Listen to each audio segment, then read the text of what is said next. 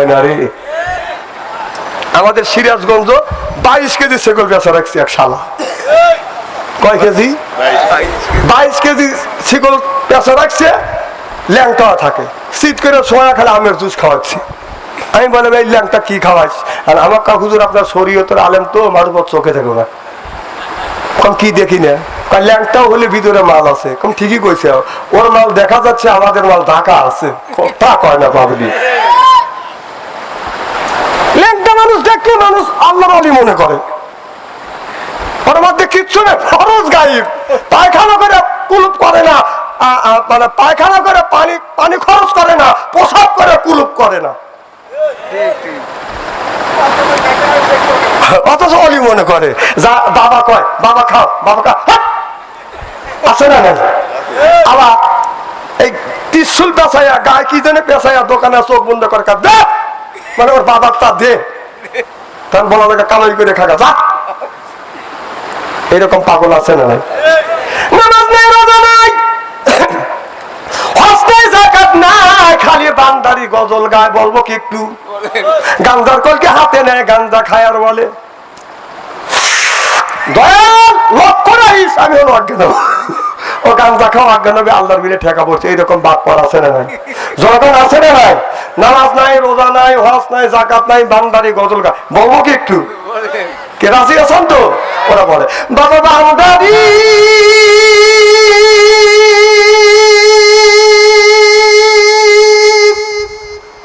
আলিফ লাম মিম 3 হরফে 30 পারা করম তার ভিতরে বান্দারি কই বাড়ি গাড়ি পাবি। ও যে বান্দারি কইলে নোয়া সিথা যাব চাকরি পাবা, কাগজ কলম ছাড়াই বাবা পরে মাসাদি আমার দয়াল বান্দারি। কাগজ কলম ছাড়াই বাবা পরে মাস্টারি, কাগজ কলম ছাড়াই বাবা পরে মাস্টারি আমার দয়াল বান্দারি। বাচু আনসারি কয় অল্প দিনে তোর কপালে বুড়ি রে, তোর কপালে সামনা ঘুমাইছে বেটা সাওয়ালে। বেটা চাল না পুরুষ। দরুদ পড়ুন আল্লাহুম্মা। দেখছেন হাদিস সাহেব, দেখেন এখন কি কয় وعلى آل سيدنا চোখ দিয়া যা দেখিলাম, মন দিয়া যা শুনিলাম, চোখ দিয়া যা দেখিলাম, মন দিয়া যা শুনিলাম, নবী বিনে দরদি কেউ নাই। আমার আসল পরিচয় আমি মাহমুদের গোলাম, আমার আসল পরিচয় আমি মাহমুদের গোলাম। মারহাবা কন আরো জোরে, জোর হইল না। ইজ্জত বলুন। জানের চাইতে ভালোবাসি আমি নবীকে, জানের চাইতে ভালোবাসি আমি নবীকে, নবীর জন্য জীবন দেব দুনিয়ার পরে। মারহাবা কর আল্লাহ। মনোদের দম পুরালে বুঝবি কে আপন পাগল, মনোদের দম পুরালে বুঝবি কে আপন। যাবে তুমি বাবু আপন, সেই তোমায় পরাবে কাপড়, নিয়ে যাবে অন্ধ ঘরেতে। অজু গোসল করাইয়া জানাজা নামাজ দিবেন পড়াইয়া, নিয়ে যাবে অন্ধ ঘরেতে। পাগল মনোরে দম পুরালে বুঝবি কে আপন। ভাই বেড়াদা এত সদন, সেদিন কেউ রবে না আপন, নিয়ে যাবে কেউ তো তোমার সঙ্গে যাবে না। দুনিয়া করছি অনেক ভুল, চলে যাব অনেক দূর। দুনিয়া করছি অনেক ভুল, চলে যাব অনেক দূর। আর কোনো দিন দেখা হবে না। পাগল মনোরে দম পুরালে বুঝবি কে আপন। খুব থামেন, খুব সুন্দর জিকির আওয়াজ হচ্ছে, থ্যাংক ইউ। দেখবেন বুকের ছাতা পেতে যেতে। আপনার এতগুলি মানুষ যেভাবে ইল্লাল্লাহ ইল্লাল্লাহ জিকির করছেন, আমাদের সিরাজগঞ্জের 3 জন মহিলা যদি জর্গা করে আওয়াজ কিন্তু এর চেয়ে বেশি হয়। আচ্ছা, জিকিরের সাথে কি আপনাদের সমস্যা আছে? জনগণ ইমানের হালাতে বলবেন, ইমানের সহিতে বলবেন যে আজকে এখানে যেভাবে জিকির করা হচ্ছে, আর বাবার বাড়ি যে 400 মাইল 500 মাইল রেখে, বাড়ি রেখে, ঘর দুয়ার রেখে, বিবি বাল বাচ্চা রেখে সে 500 মাইল 600 মাইল দূরে যায় লাফা লাফা বাস বাজা উঠি, সেই জিকিরটা কি হয়েছে বলেন? তাহলে এই জিকিরটা যেখানে জিকির করা হচ্ছে, এই জিকিরটা আল্লাহকে খুশি করার জন্য হচ্ছে না, কারণ এখানে জিকিরের আওয়াজই নেই, আর বাবার বাড়ি তোমার লুঙ্গি থাকে না। তাহলে বোঝা যাচ্ছে এই জিকিরটা আল্লাহকে খুশি করবার জন্য না, জিকিরটা হচ্ছে বাবাকে খুশি করবার জন্য। যখন না এতক্ষণ কি করলেন? সেই বাবার বাড়ি জিকিরটা করেন, নইলে করলে আল্লাহর আদালতে আসামি হইতে হবে। জিকির করুন হাদিস সাহেব, দেখছেন তো কি আল্লাহ পক্ষে লোক কম, বাবার পক্ষে লোক বেশি। যদি বাথাম যদি আল্লাহ না পাঠাতেছে, মরিয়ালিয়ান কবরে যা দেখেন। আরে মানুষ বাবা মাহফিল করে না, বাবার আগে একটা বক্তা ওয়াজ করবে, এত সুন্দর ওয়াজ করবে, কান্দা কাটি নেই, কিচ্ছু নাই, বাবা খালি স্টেজে নিয়ে আসতেছে। একজন আর গুরু কুমনি গুরু গুরু করে। উচিত কথা বললি ভাবছিলাম ছেড়ে ভালো না। জিকির করুন হাত নামান। তাকবীর দিবেন কি? তাকবীরের 12টা বাজে গেছে। এই রমজান মাসে বউ মার্কেটে যায়, তাকবীর দিয়ে লাভটা কি? বউ যখন মার্কেটে দেবে আবার নিয়ত করে দেখেন, নিয়ত করে থাকেন, যখন আবার যদি বাঁচা রাখে আল্লাহ, রমজান মাসে বউ যখন মার্কেটে দেবে তখন তাকবীর দিবেন, গোছা রাখবেন সারা বছর। আমার বউ মার্কেটে চলো, পাবলিক সবাই ছায়া দেখো, বেটা চাউল একটা পাইছি, আল্লাহ এদের বিন হিসেবে বেহেশত নসিব করে, আমিন কর, জোরে কর, যায়েন দিবিনি বেহেশত।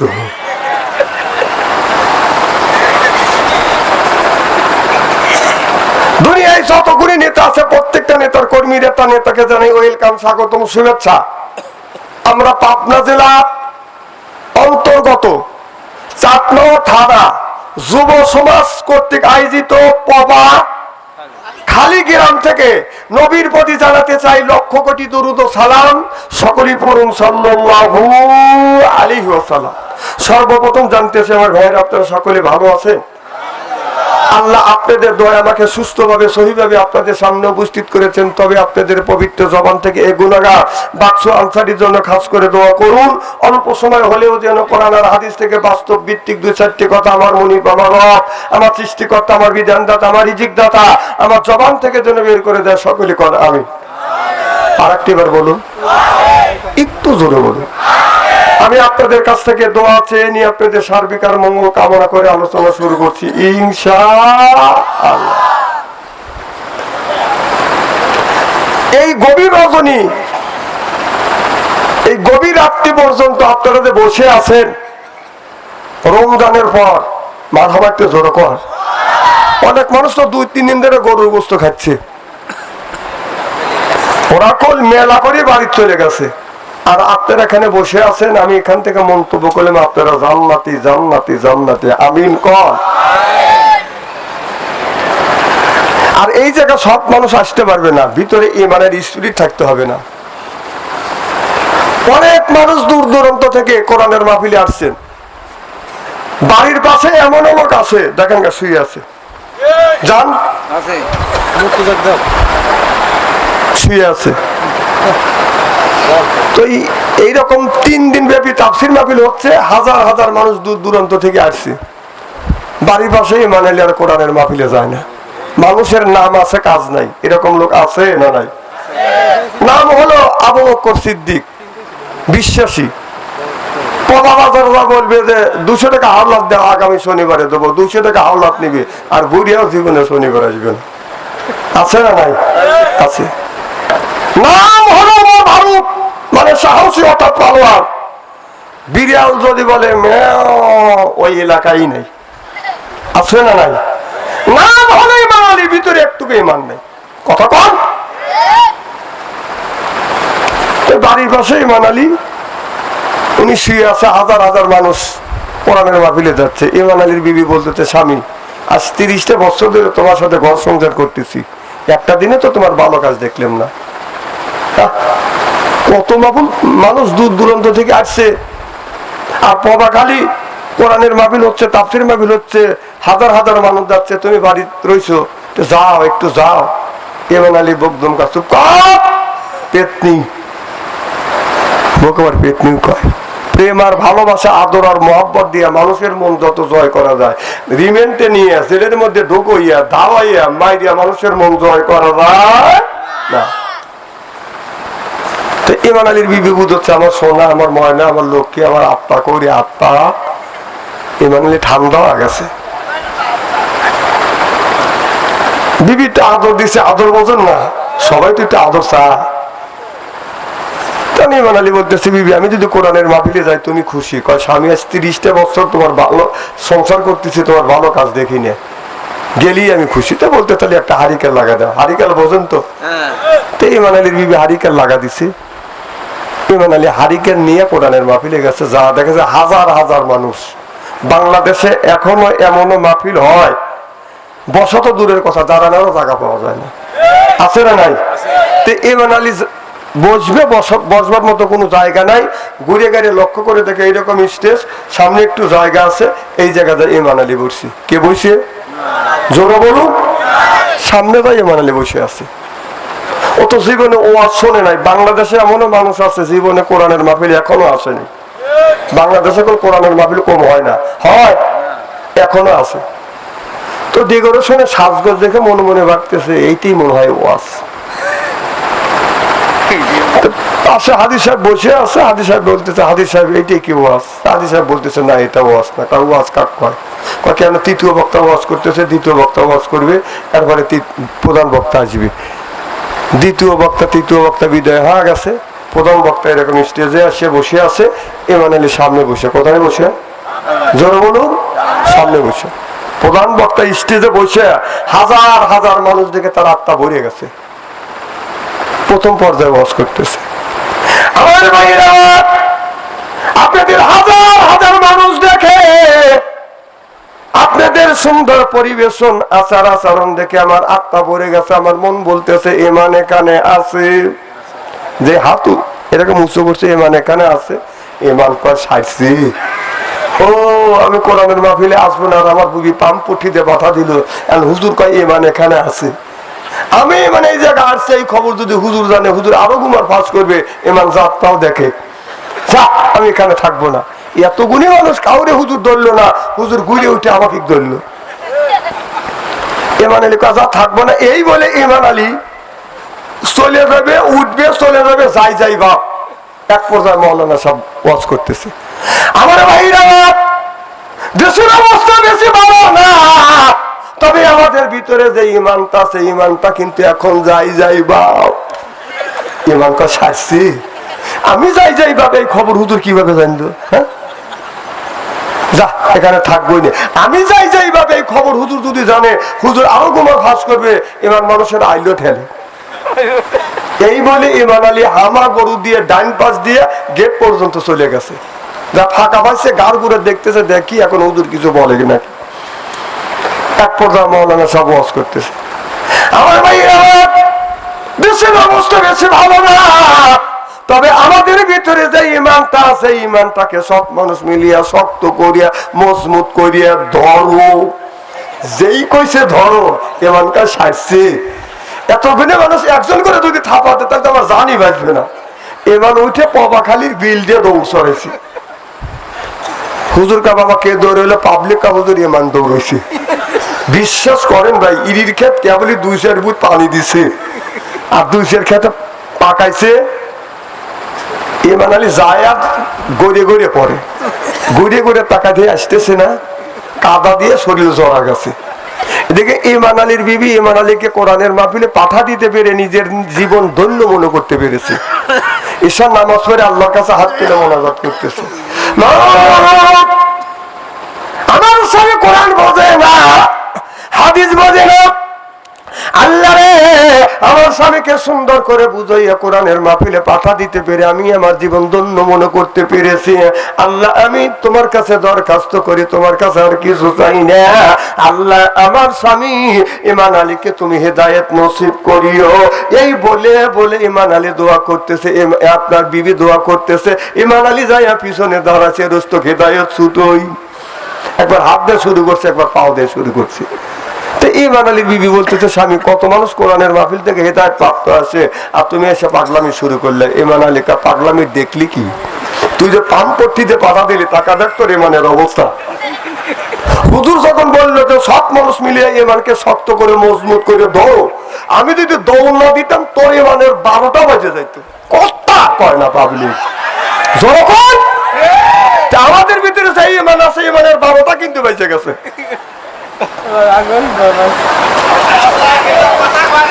আমার কথা কি বুঝতেছেন? এটা কি ব্যথা চলে তাকবীর নাকি? একটা তাকবীর দিবেন, রাজি আছেন তো ইনশাআল্লাহ? বাইরের মানুষ জানি চিন্তা করে, কেন পাবলিক তো এখনো মাহফিলে রাত 1টার সময় এখনো লোক তো কম নাই। রেডি? না ভাই, তাকবীর। এদিকটা আল্লাহু আকবার, নারাই তাকবীর।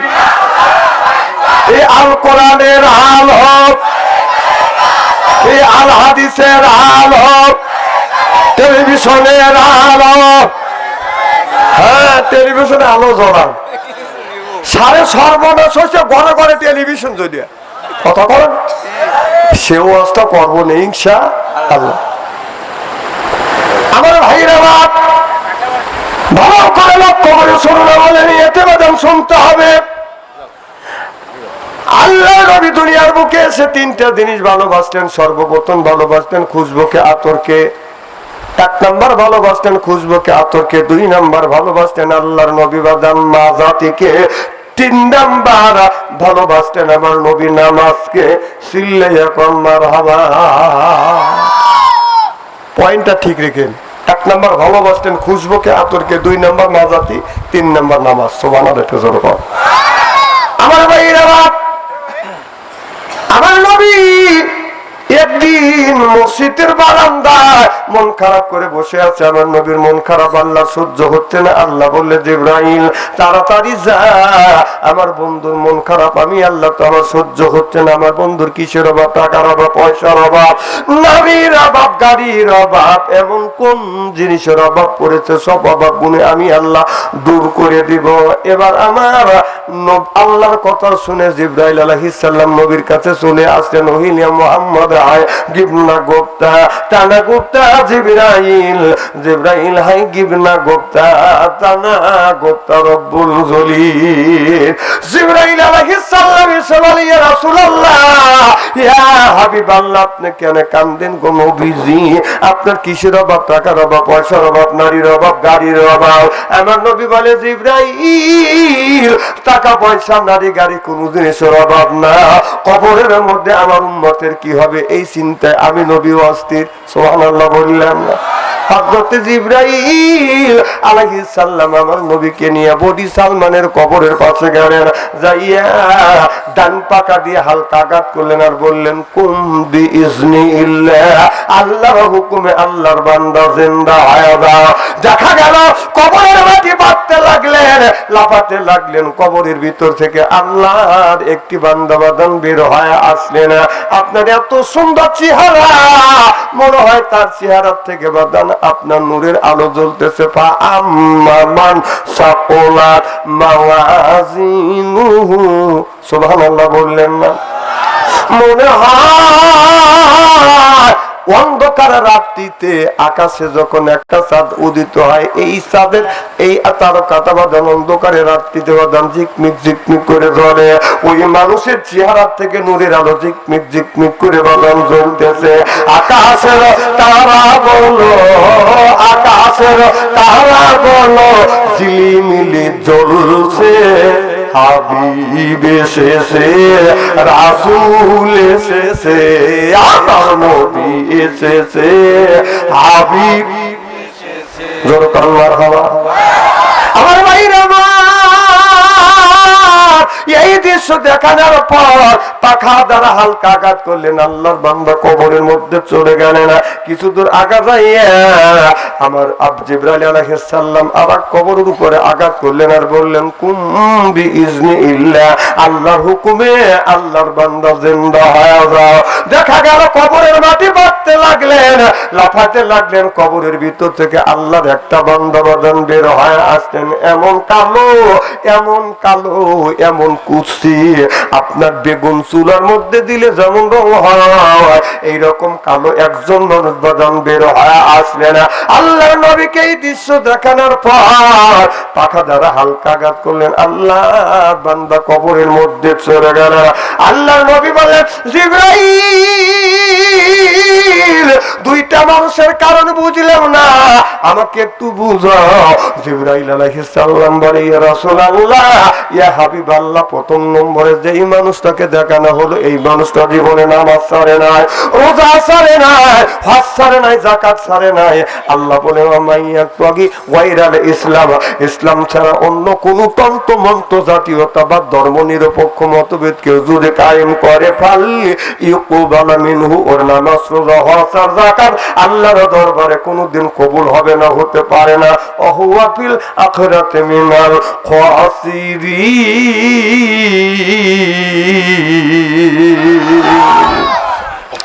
ওই মানুষটা আল্লাহর আদালতে বাদান বিবৎসর কাতারে দাঁড়াইবে, অর্থাৎ ওর আমল 8 লাখ যা করছে বাদান কোনো কিছু আল্লাহর দরবারে কবুল হবে না। ডেকে বলে, ইয়া রাসূলুল্লাহ, ইয়া হাবিবাল্লাহ, এই লোকটা নামাজ কোনোদিন ছাড়ে নাই। 2 নাম্বার যেই মানুষটাকে দেখানো হলো এই মানুষটা জীবনে নামাজ পড়ে নাই, আপনার রোজা রাখে নাই, হজ করে নাই, যাকাত দেয় নাই, মানুষের তৈরি করা নিয়ম নীতি বিধিবিধান মেনে চলেছে, আল্লাহর বিধিবিধান মানে না। বিদায় আমার আল্লাহ কবরের মধ্যে আগুন জ্বলা দিয়েছে, মৌত কাউসেনা কুল্লু নাফসিন সাদিবু, মৌত কাউসেনা কুল্লু নাফসিন সাদিবু, আল কবর বাইতেন কুল্লু নাফসিন দাখিলুনা, আল কবর বাইতেন কুল্লু নাফসিন দাখিলুনা। হাদিস শরীফের মধ্যে আছে, যেই মানুষটা নামাজ পড়বে না, রোজা রাখবে না, হজ করবে না, যাকাত দিবে না, ওই মানুষটা যদি মারা যায় কবরের মধ্যে বাদান আগুনের বিষাক্ত সাপ দেওয়া হবে। এই সাপ নামাজ না পড়ার কারণে 7টা ফজর থেকে জোহর পর্যন্ত কামড়াবে, জোহর থেকে আসর পর্যন্ত কামড়াবে, আসর নামাজ কাজা করার কারণে 7টা আসর থেকে মাগরিব পর্যন্ত কামড়াবে, মাগরিব নামাজ কাজা করার কারণে 7টা মাগরিব থেকে এসা পর্যন্ত কামড়াবে। কবি বলে, কোন কানে উড়িয়া বেড়া হীরার পাহাড়, চড়ে বেড়া এই জগতে বীরের জামর, একা একা মুরের জ্বালায় 1000 বছর যায়, এমনি করে কামড়াইবে লাখো লাখো বার। ও মুসলমান ভাইরা, পাবনা জেলার যুবকেরা, পবাখালী যুবকেরা, ভালো করে লক্ষ্য করে শোনো না, তাহলে ওই সাপটাই একটা বার কামড় দিবে, কামড়ের যন্ত্রণায় 1 নয় 2 নয় 1000 বছর পর্যন্ত পুড়তে থাকবে, জ্বলতে থাকবে। তাহলে নামাজের দরকার আছে না বাজান? না। আমার দিল শোনায়, আমার মন শোনায়, আল্লাহর নামাজ কাজা কইরো না, বলো দিল শোনায়, আমার মন শোনায়, আল্লাহর নামাজ কাজা কইরো। ওই আল্লাহর নামাজ আদায় করিলে মুহূর্তে আযাব তোমায় দিবে না। আমার দিল শোনায়, আমার মন শোনায়, আল্লাহর নামাজ কাজা কইরো। ফজর গেল ঘুমের সাথে, জোহর গেল কাজের সাথে, আসর মাটি বিষয় আমি পড়িলাম না। আমার দিল শোনায়, আমার মন শোনায়, আল্লাহর নামাজ কাজা কইরো। ও সাইজ কি কইরো না। শোনো, আমার একটা বদভ্যাস আছে, আমি আসল নামাজ পড়িয়া একটু ঘোরাফেরা করি, এটা হলো রসুলের সুন্নাত, এটা আমার একটা অভ্যাস। সুবহানাল্লাহ, একটু জোরে কর। জ্যৈষ্ঠী মাছ ধান কাটে কাটে খেরের পালা দিয়ে পোয়ালের পালা দিয়ে দিয়ে দেখছে নদীর কিনারে। নদীর কিনারে আমি বাতাস খেতে গেছি, এখন যায়া গানের আওয়াজ পাই কিন্তু মানুষ খুঁজে পাইনি। খুঁজতে খুঁজতে যা দেখি যে হ্যাঁ একজন মুরব্বী মানুষ খেরের পালার সাথে এলান দিয়ে মন আনন্দে গান গাচ্ছে। স্বামী আমার জমন তম দেওরাই আমার মনের মতো রে, যেটা বললে হব পাগল হব দেশ তারি রে, দেওরা বললে হব পাগল হব দেশ তারি রে। নাউজুবিল্লাহ, একটু ছোট কর। আমার একটা হাদিসের কথা মনে পড়ে গেল, কোরআনের আয়াতের কথা মনে পড়ে গেল। আল্লাহ বলেন আল্লাযিন আল্লাহ ইয়াসহাবুনা যুরা। জোর শব্দ তাফসীর করতে গিয়ে আমি চারটা ব্যাখ্যা পাইছি। দু শব্দ তাফসীর করতে গিয়ে তামাম পৃথিবীর মুফাসসির কিরাম বলেছে গান বাজনা হারাম। আর জোর শব্দ তাফসীর করতে গিয়ে হযরত আব্বাস রাদিয়াল্লাহু তাআলা আনহু বলেছে, মুফাসসির কিরামরা বলেছে গান বাজনা হারাম, মিথ্যা কথা বলা যাবে না, মদ খাওয়া যাবে না। হযরত আব্বাস রাদিয়াল্লাহু তাআলা আনহু পৃথিবীর সবচেয়ে বড় মুফাসসির বলেছে গান বাজনা হারাম। তবে আল্লাহ প্রশংসিত, রাসূল প্রশংসিত, কোরআন হাদিস থেকে ইসলামের উপকার ক্ষেত্রে কোন হামার নাচ যদি গজল গাওয়া যায়, একবার না 200 কোটি বার যায় চিল্লায়া কলমার হাওয়া। আমি যখন যা বললাম চাচা, হাদিস শরীফের মধ্যে আছে রাসূল বলেছে মই মুরব্বী আপনারা বড়কে দেখলে সম্মান করবে, ছোটকে শ্রদ্ধা করবে। তখন আমি চিন্তা করলাম আমি যদি চাচাকে ডাইরেক্ট বলি চাচা তাহলে রাগ করবে, কষ্ট পাবে, আল্লাহ নবীর হাদিসটা মিথ্যা হয়ে যাবে। এবার আমি হাদিসের দিকে খেয়াল রাখলাম, বললাম চাচা যান এত সুন্দর আপনি গান জানেন। চাচা বলে বাতিজা এর চাইতে ভালো গায়ন জানি। কম মনে করে না, আমি কোন সেন্সে বললাম, আচ্ছা কোন সেন্সে উত্তর দিল, এর সাথে আরো ভালো গান জানি। আমি তখন বললাম চাচা আমি একটা গান গাই, ছিটতে উঠলো, কয় ভাতিজা তুমি হুজুর মানুষ, তুমি গান গাও। আমি তখন যুক্তি দিয়ে বুঝলাম চাচা আপনার বয়স কত? চাচা কয় ভাতিজা আমার বয়স 80 থেকে 85 বছর বয়স। আপনার যদি 80 থেকে 85 বছর বয়স হয়, তারপরে যদি আপনার মনে ভয়ের জায়গা, আমি তো একজন ইয়ং ম্যান, তখন আজ থেকে 20 থেকে 25 বছর আগেকার ঘটনা।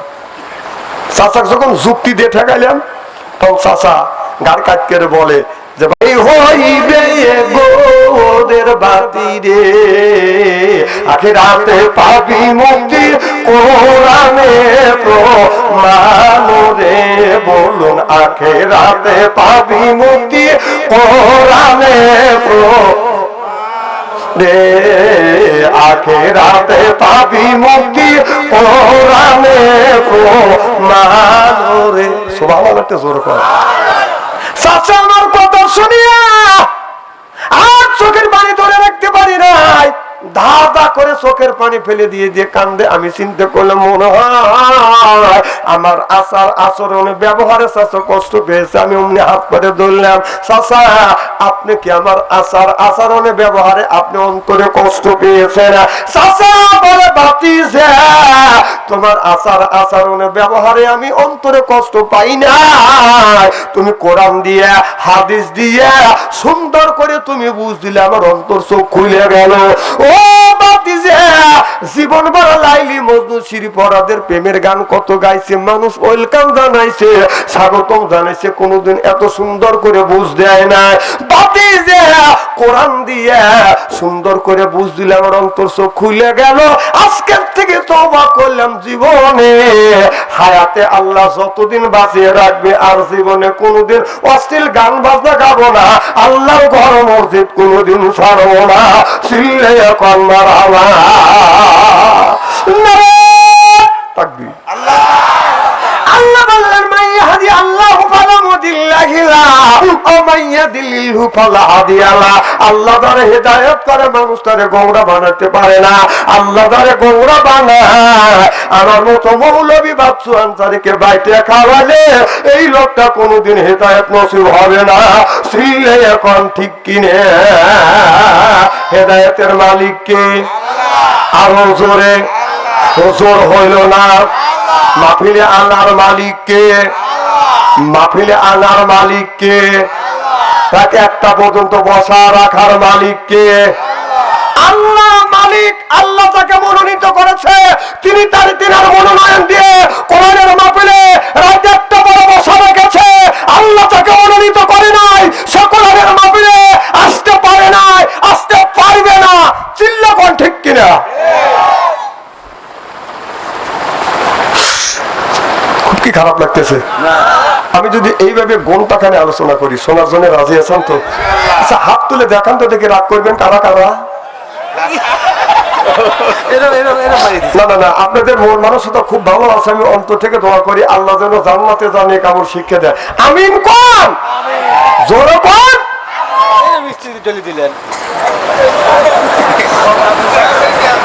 রাত যতই হচ্ছে বেশি, আপনাদের মুখে দেখছি হাসি, আল্লাহ যেন করে জান্নাতবাসী। জোরে কোন আমিন। আমার ভাইরা, আমরা যারা কোরআনের মাহফিলে আছি, আল্লাহর বান্দা, করব না মানুষের সাথে কোনো দান্দা, কোরআনের সাথে থাকবো বান্দা। কোরআন হাদিসের কথা শুনে বাড়ি চলে যাব হইয়া আল্লাহর খাঁটি বান্দা। সুবহানাল্লাহ।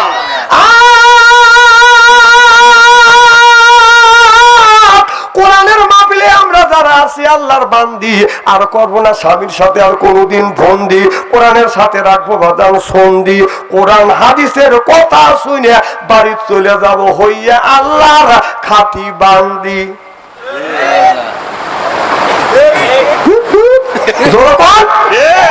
কথাটা বললাম ওখানে যা ঠিক ঠিক করো। না না, জোর আছে। জোর যেখানে জোর খাটানো যায় ওই জায়গায় খাটাবে, নরম জায়গা ওখানে টিপে টিপি করবি। মানে দুই মুরব্বী বসে রয়েছে, মাঝখানে একটা ছোট বাচ্চা বসে রয়েছে। এই মাঝখান থেকে কে জানে বাতাস ছাড়তে চলছে, বাতাস ছাড়ছে বলে আর একজন বাতাস বোঝেন না, খুব বুঝতেছে। আর একজন আবার বাতাস ছাড়ছে, আর একজন ঢাকা। ছোট বাচ্চা কইতেছে যে আমাকে আমার কথা কইস, ও যে নরম পাইছে, কথা বোঝে না রে। পিছন থেকে আর একজন বলতেছে, শোন, বাতাস ছাড়বে এরা, গুতো খাওয়া লাগবে তোর। নরম যেখানে পায় সেই জায়গায় খালি টিপে টিপি করে মানুষ। কথা কর, সব ওয়াজ করবো না ইনশাল্লাহ। আমার ভাইরা ভালো করে লক্ষ্য করে শোনানো হবে না, এতে মাত্র শুনতে হবে। নামাজ কথা বলে, নামাজ কথা বলে না। নামাজটা মানুষকে বাঁধানে, আপনার বিপদ আপদ থেকে বাঁধানে, আপনার হেফাজত করে। সুবহানাল্লাহ বললেন না? আমার কথাটা ভালো করে মগজের মধ্যে না। নামাজ কিন্তু কথা কয়, নামাজ এই মানুষকে অন্যায় পথ থেকে বাঁধান ফিরিয়ে আনে। আল্লাহ বলে ইন্না সালাতা তানহা আনিল ফাহশাই ওয়াল মুনকার। নামাজ পড়লে অন্যায় অশ্লীল কাজ থেকে এই নামাজ মানুষটাকে বাঁধান ফিরিয়ে আনে। নামাজ পড়বার পরে যদি মিথ্যা কথা বলে, নামাজ পড়বার পরে যদি মানুষের আইল ঠেলে, নামাজ পড়বার পরেও যদি বউ মারে, এরকম লোক আছে না নাই? মা বোনেরা কে আছে? মা বোনেরা এই ওয়াজ শুনে বুঝে, হ্যাঁ কায়দা মতো হুজুর হাতে পড়ে গেছে, হুজুর সাইজ করে ভালো আছে। মা বাবা একটু জোরে কর, একটার পরেও মা বোনেরা বসে আছে। মা বাবা একটু জোরে কর। আমার ভাইয়ের আমার এই নামাজ কথা কয়, মানুষ বিপদে পড়লে এই নামাজ মানুষকে যাইয়া বাদান, ওই নামাজটা মানুষের সামনে যাইয়া বিপদ থেকে মুক্ত করে। আবার রোজা রাখলে এই রোজা মানুষটাকে অন্যায় কাজ থেকে ফিরিয়ে আনে। ওই মানুষ যদি বিপদে পড়ে, ওই রোজা যাইয়া মানুষকে বিপদ থেকে উদ্ধার করে। সুবহানাল্লাহ, একটু বলতাম। তার বাস্তব ঘটনা হাদিসের দিকে তাকায়। নবীর সাহাবী হযরত আলী রাদিয়াল্লাহু তাআলা আনহু আমার নবীর কাছে যা বলে, ইয়া রাসূলুল্লাহ, ইয়া হাবিবাল্লাহ, ও নবীজি, আমি শিকারে যাইতে চাই। আল্লাহ নবী বললেন, আলী রে, তুমি শিকারে যাবা যাও, তবে তুমি পূর্ব দিকে যাবা, পশ্চিম দিকে যাবা, দক্ষিণ দিকে যাবা, উত্তর দিকে যাও না। উত্তর দিকে যদি যাও আলী, তোমার কিন্তু বিপদ হবে। আমার নবীর কাছ থেকে এই কথা বাজান আলী শুনলেন, পশ্চিম দিকে যাবা, পূর্ব দিকে যাবা, দক্ষিণ দিকে যাবা, উত্তর দিকে যাও না, যদি যাও তুমি বিপদে পড়বে।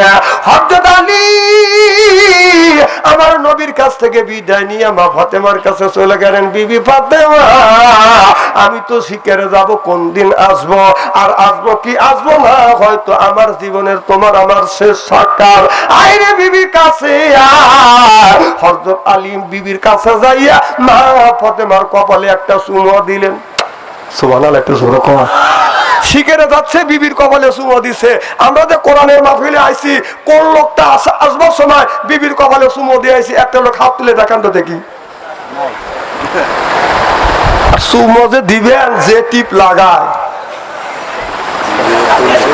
চুমো দিবেন কোথা? চুমো দিবেন এত বড় খাবলার মতো আলতা বলবে আপনার মুখে বলে। এই যে পয়লা বৈশাখ গেল, কি বৈশাখ কবে গেছে? গতকালকে গেছে পয়লা বৈশাখ। মানে বুড়ি হয়েছে সেরি, পয়সা হলে বৈশাখে সারি। কথা বল, আছে না নাই? তাহলে পান্তা পাতার ইলিশ মাছ, তোর বাপ দাদা 14 গোষ্ঠী পান্তা পাতার ইলিশ মাছ খাস নেই? একজন কাহুদের তিল বাজার দিয়ে আমি পান্তা ভাত খেয়েছি, না গুরু মতো লাগে। কথা কি বুঝতেছেন নাকি? পান্তা ভাত তিল দিয়ে যারা মাখা খাচ্ছেন বুঝতেছেন কি ঘটনা ঘটে গেছে। আমার ভাইরা,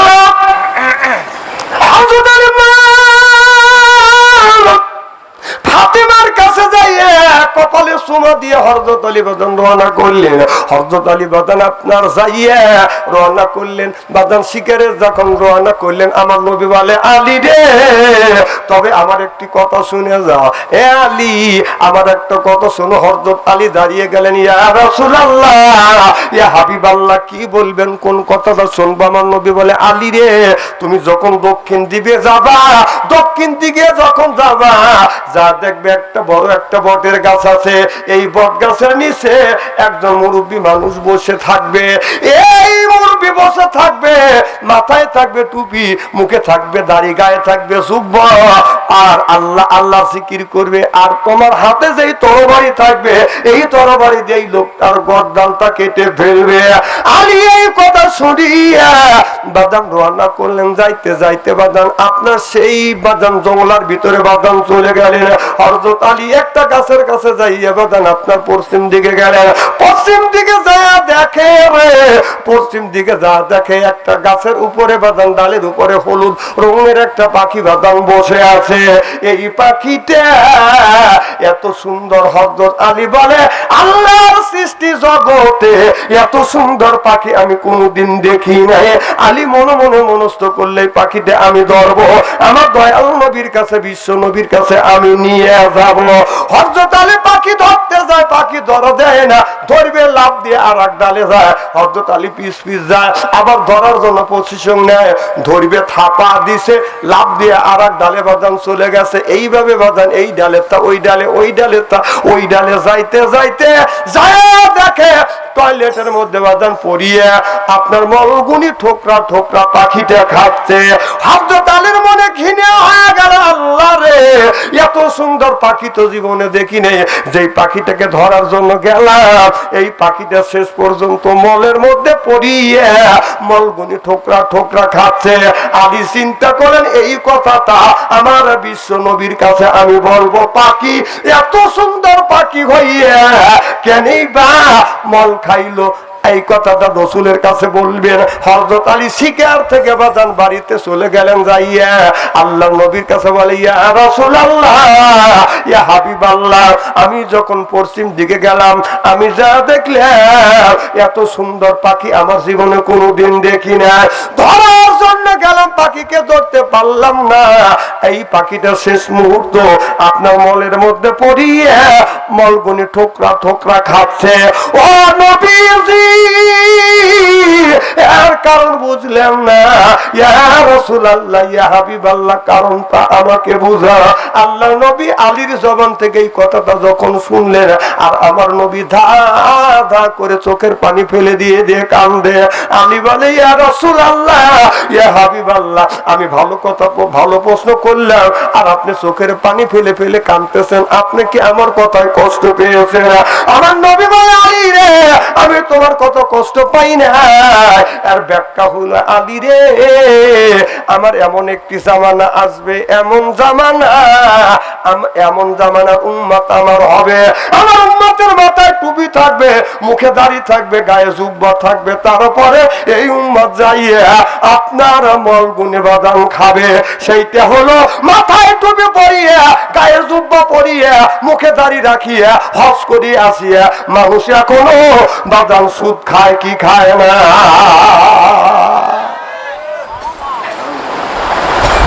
আমার কথা কি বুঝতেছেন?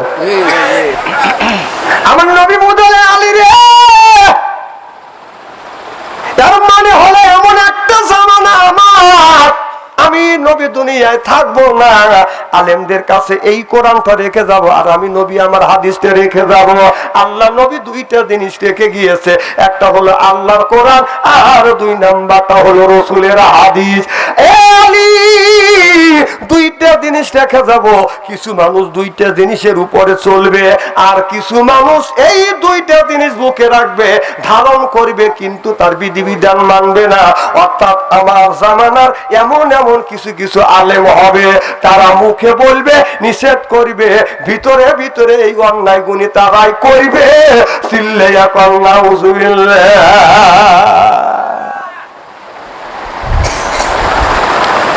খুব খারাপ লাগতেছে নাকি? আমার ভাইরা, আমার ভালো করে লক্ষ্য করে শোনো, হযরত আলী এরপরে বাদাম দক্ষিণ দিকে বাদাম যা দেখে, দক্ষিণ দিকে যা দেখে একটা বট গাছ আছে, বট গাছের নিচে একজন বৃদ্ধ মানুষ বসিয়ে আল্লাহ আল্লাহ জিকির করতেছে। আল্লাহ নবী বলেছে, আলী রে, ওই বৃদ্ধকে যদি পাও, দরবেশকে যদি পাও, তোমার হাতে যখন তরবারি, এ ভাই কোন যান, এ বাবা খারাপ লাগতেছে? আচ্ছা, না না, এত রাতে তুলে দিচ্ছেন, রাত 12:30 পরে তুলে দিচ্ছেন। রাত কত বাজে এখন? না না, সেটা রাত 4টে পর্যন্ত জাগবে, সেটা ফেসবুক দেন, ওখানে জাগুক। কি ফেসবুক দিচ্ছেন নাকি যে জাগবে রাত 12টার পরে থেকে রাত 4টে পর্যন্ত জাগবে? একটা মোবাইল দেন, দেন কিভাবে জাগা লাগে, কাজ করে করে জাগবেনি। কথা কয় না, কথা কয় না। আর এখানে কি জাগার জায়গা রাখি কোরআনের মাহফিলে? একটা মোবাইল নেই, টাচ মোবাইল নাই, এমবি নাই, কিছু নাই, কে এবি জায়গা বের কর। কি কথা কি অবাস্তব বলতেছি নাকি? কি যেন বলতেছিলাম? সুবহানাল্লাহ, একটু জোরে কর। এই দরবেশ গাছের নিচে বসে আল্লাহ আল্লাহ জিকির করতেছে, লা ইলাহা ইল্লাল্লাহ, লা ইলাহা এত সুন্দর ভাবে জিকির করতেছে। আমার নবী বলেছে, আলী রে, তোমার হাতে তরবারি থাকবে, ওই তরবারি দিয়ে ওই লোকটার কল্লা কেটে ফেলবে। আলী মনে মনে চিন্তা করতেছে, এই লোকটা তো কোনোদিন অন্যায় করে নাই, এই লোকটাকে অন্যায় করা দেখু নাই, শুনিও নাই, কিন্তু আল্লাহ আল্লাহ জিকির করতেছে। এত সুন্দর মানুষ কোনো দিকে তাকায় না। আল্লাহ রসুল বলেছে, এই লোকটাকে হত্যা করব, আমি কেন বা এই লোকটাকে হত্যা করব? আবার মনে মনে চিন্তা করতেছে, রসুলের কথা যদি অমান্য করি, এটাও তো আমার অন্যায় হয়ে যাবে, পাপ হয়ে যাবে। রসুলের কথা না মানলেও পাপ, আল্লাহর কথা না মানলেও পাপ। জোরে করেন। আলী হাত থেকে তরবারি, কোমর থেকে তরবারি বের করিয়ে হযরত আলী বাদান আপনার বাম পাশ থেকে এরকম করে কোপ মারলেন, ওই দরবেশের বাদান কল্লা তো কাটা দূরের কথা পশম পর্যন্ত কাটে না। আলী অস্থির হয়ে গেল, আল্লাহ আমার হাতের এত শক্তি, তরবারিতে এত ধার, কোপ মারলাম পশম পর্যন্ত কাটতে পারলাম না। হযরত আলী আবার কোপ দিলেন, বাদানদের লক্ষ্য করে দেখে গর্দান তো কাটা দূরের কথা, কল্লা তো কাটা দূরের কথা, পশম পর্যন্ত কাটে না। আলী ঘেমে গেলেন, আল্লাহ আমি এই লোকটার পশম পর্যন্ত কাটতে পারছি না, তরবারিটা ডাইন পাশে নিয়ে আসছে, বিসমিল্লাহ আল্লাহু আকবার বলে বাদান যখন কোপ দিছে, কল্লাটা ছিটকে বাদান দূরে পড়ে গেছে, দরটা পড়ে গেছে। এই দর থেকে রক্ত জমিনে পড়ছে, দুই ভাগে বিভক্ত হয়ে এক ভাগ রক্ত জমিনে যখন পড়তেছে, অমনি বাদান রক্ত পড়াও শেষ, কুকুরার কুকুরার কুকুরার শুয়া হইয়া গেউ গেউ খেউ খেউ করতে করতে বন জঙ্গলে চলে যাচ্ছে। আর একদার রক্ত আকাশের দিকে বাদান চলে যাচ্ছে। হযরত আলী চিন্তা করতেছে, রক্ত জমিনে পড়াও শেষ, কুকুর হওয়াও শেষ, রক্ত জমিনে পড়াও শেষ, শুয়ার হওয়াও শেষ। আলী আশ্চর্য হয়ে গেল, আল্লাহ এই দৃশ্য তো কোনোদিন আমি দেখিনি। হযরত আলী বাদান চমকে উঠলেন। আমার ভাইরা, হযরত আলী এই দৃশ্য দেখিয়ে ওখান থেকে বাদান চলে গেলেন পূর্ব দিকে। হযরত আলী বাদান চলে গেলেন পূর্ব দিকে, বাদান ঘোরাফেরা করিয়া আল্লাহ নবী বলেছে, আলী রে পশ্চিম দিকে যাবা, পূর্ব দিকে যাবা, দক্ষিণ দিকে যাবা, উত্তর দিকে যাও না। উত্তর দিকে যদি যাও আলী রে তোমার কিন্তু বিপদ হবে। এই যে লোকটা গর্দান কাটলো, রক্ত দুই ভাগে ভাগ হলো, এক ভাগ জমিনে পড়ার সাথে সাথে কুকুরা শুয়োর হয়ে বন জঙ্গলে চলে গেল। এর কারণটা কি জানবে কি চাই? কেন শুনবেন না, না শুনে বাড়ি চলে যাবে। আর একদার রক্ত উপরে আসমানের দিকে চলে গেল, এই তার রক্ত কোথায় গেল? আর এই রক্ত জমিনে পড়ার সাথে সাথে কোন কারণে জমিনে পড়ার সাথে সাথে কুকুর আর শুয়ার হয়া জঙ্গলের মধ্যে চলে গেল? এই কথাটা কি শুনবেন? আসান তো ইনশাল্লাহ। পয়েন্ট মনে রেখেন, বলবো লাস্টে। যদি চলে যান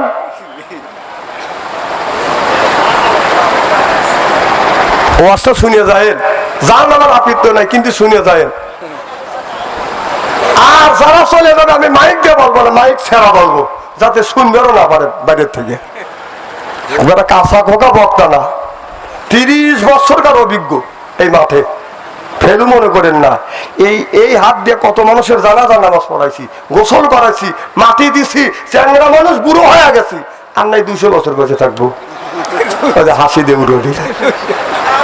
আগেকার মানুষ 4000 বছর, 2000 বছর, 3000 বছর, 200 বছর তো বছরই না। আল্লাহ যদি 200 বছর আমার বাঁচা রাখে, আপনাদের অসুবিধা আছে? অসুবিধা থাকে তাহলে থাক। আমার ভাইরা, আল্লাহ নবী বলে, আলী রে উত্তর দিকে যাও না, যদি যাও রে আলী তোমার বিপদ হবে। আলী চিন্তা করলেন, আল্লাহ নবী নিষেধ করে নাই, বরং বলেছে বিপদ হবে। বিপদ যদি হয়, আল্লাহ তো আমার শরীরে শক্তি দিছে, আমি রং কৌশলে বিপদ থেকে উদ্ধার হব। সুবহানাল্লাহ বললেন না? আলী রাসূলের কথা অমান্য করিয়ে উত্তর দিকে গেলেন, যা দেখে বড় একটা বট গাছ। এই বট গাছের বাগান আপনার ডালগুনি অনেক দূরে বাদাম চলে গেছে, কিছু কিছু বাদাম লতা গুনি অনেক দূরে যাইয়া শেকড় গাছছে। আলী গাছটা সুন্দর করে দেখতেছে, দেখতে দেখতে আপনার উত্তর দিক থেকে একটা তাগড়া যুবক ছেলে আসিয়া হযরত আলীর সাথে কোনো কথা নাই, আলীর উপরে তরবারি নিক্ষেপ করছে।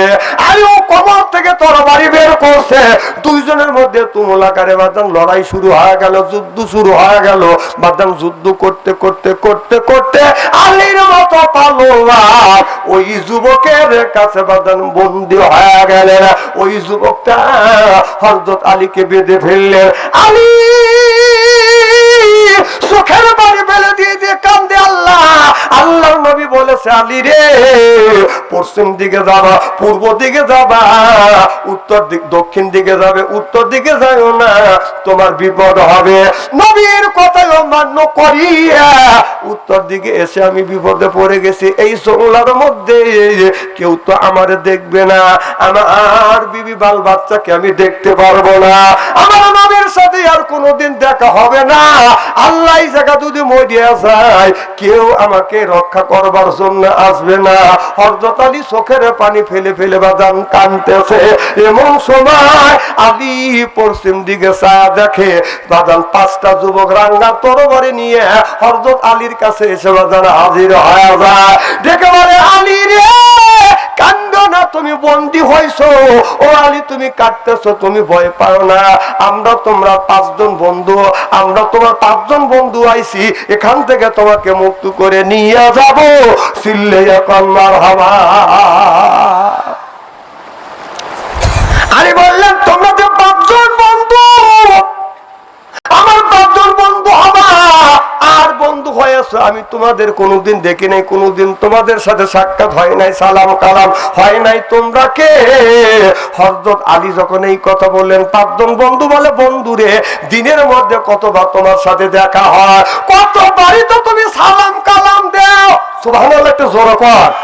আমি কই দেখিও না, কথাও হয় না, সালাম কালামও দেই না, এত মিথ্যা কথা বলো না।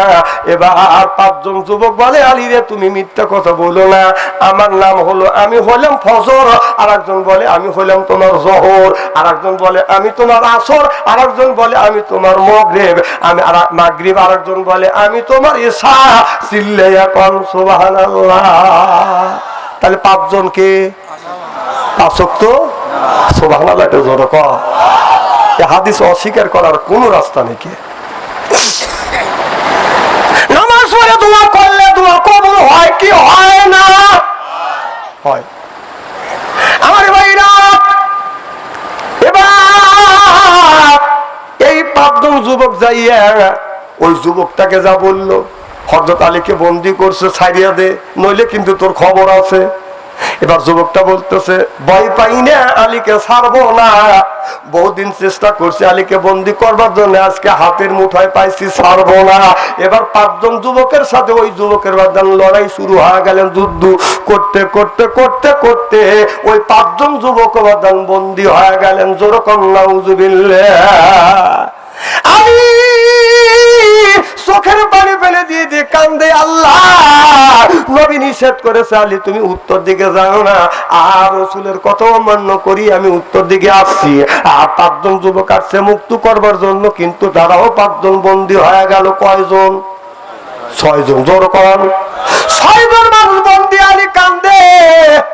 বাজানো রে ভালো করে লক্ষ্য করে শুনুন, আপনার পশ্চিম দিকে হযরত আলী ছায়া দেখে 30 জন যুবক রাঙ্গা তরবারি হাতে নিয়ে হযরত আলীর কাছে এসে বলে আলী রে ভয় পাও না, আমরা তোমার 30 জন বন্ধু আছে, এখান থেকে তোমাকে মুক্ত করে নিয়ে যাব। আলী বলে আমি তোমাদের দেখি না, কিভাবে বন্ধু বলে সম্মত দাও, তোমাদের সাথে তো কোনোদিন সাক্ষাৎ হয় না।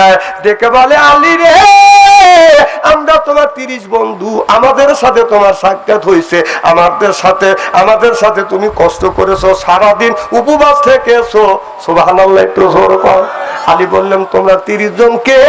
তখন 30 জন উঠে বলে আমরা হলাম তোমার 30টা বন্ধু, 30টা রোজা। চিল্লাইয়া কন্নার হাওয়া। কোন মানুষ যদি বিপদে পড়ে আল্লাহকে ওই 30টা রোজা বসে থাকে না, আপনার কাছে হাজির হয়। সুবহানাল্লাহ কর।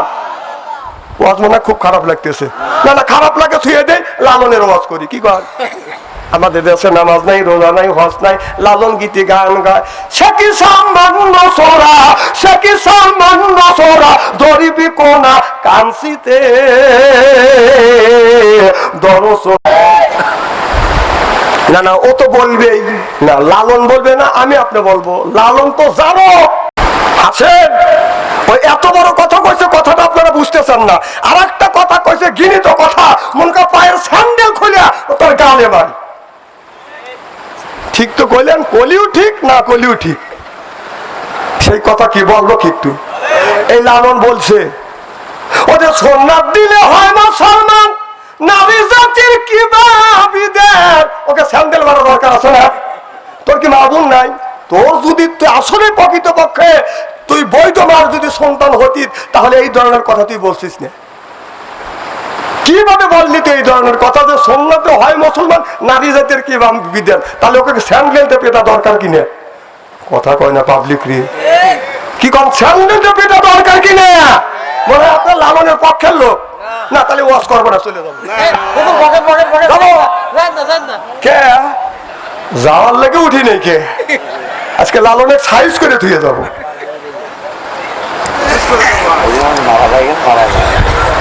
খুব খারাপ লাগতেছে ভাই, ফাটাফাটি ওয়াজ শুরু করি নেই কে, এখনই স্ত্রী করিয়ে ধুয়ে যাবো আজকে।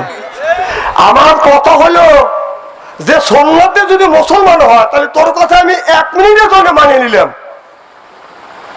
তাহলে খাসি বর্গির তো বিসি কাটা, তাহলে ও মুসলমান। কথা কম, ও বলছে যে সুন্নতে যদি হয় মুসলমান, আমি বলি খাসি বর্গির কিবা বিধান, তাহলে ও মুসলমান। কথা কম। আসলে আদম নবী থেকে শুরু করে আমাদের আদি পিতা ইব্রাহিম আলাইহিস সালাম পর্যন্ত একজন মানুষও খাতনা নেয় নাই, ও সমস্ত নবীরাও খাতনা নেয় নাই। সুবহানাল্লাহ, এটা জোরে কর। খাতনা শুরু হয়েছে আদম আলাইহিস সালাম থেকে, আপনার ইব্রাহিম আলাইহিস সালাম থেকে শুরু করে যতগুলি নবী রাসূল আসছে এই পর্যন্ত খাতনা নিছে। তার আগে যতগুলি শত শত নবী রাসূল গেছে, একটা নবী রাসূল খাতনা নেয় নাই, কারণ খাতনা নেয় নাই তারাও কিন্তু মুসলমান। কথা বল।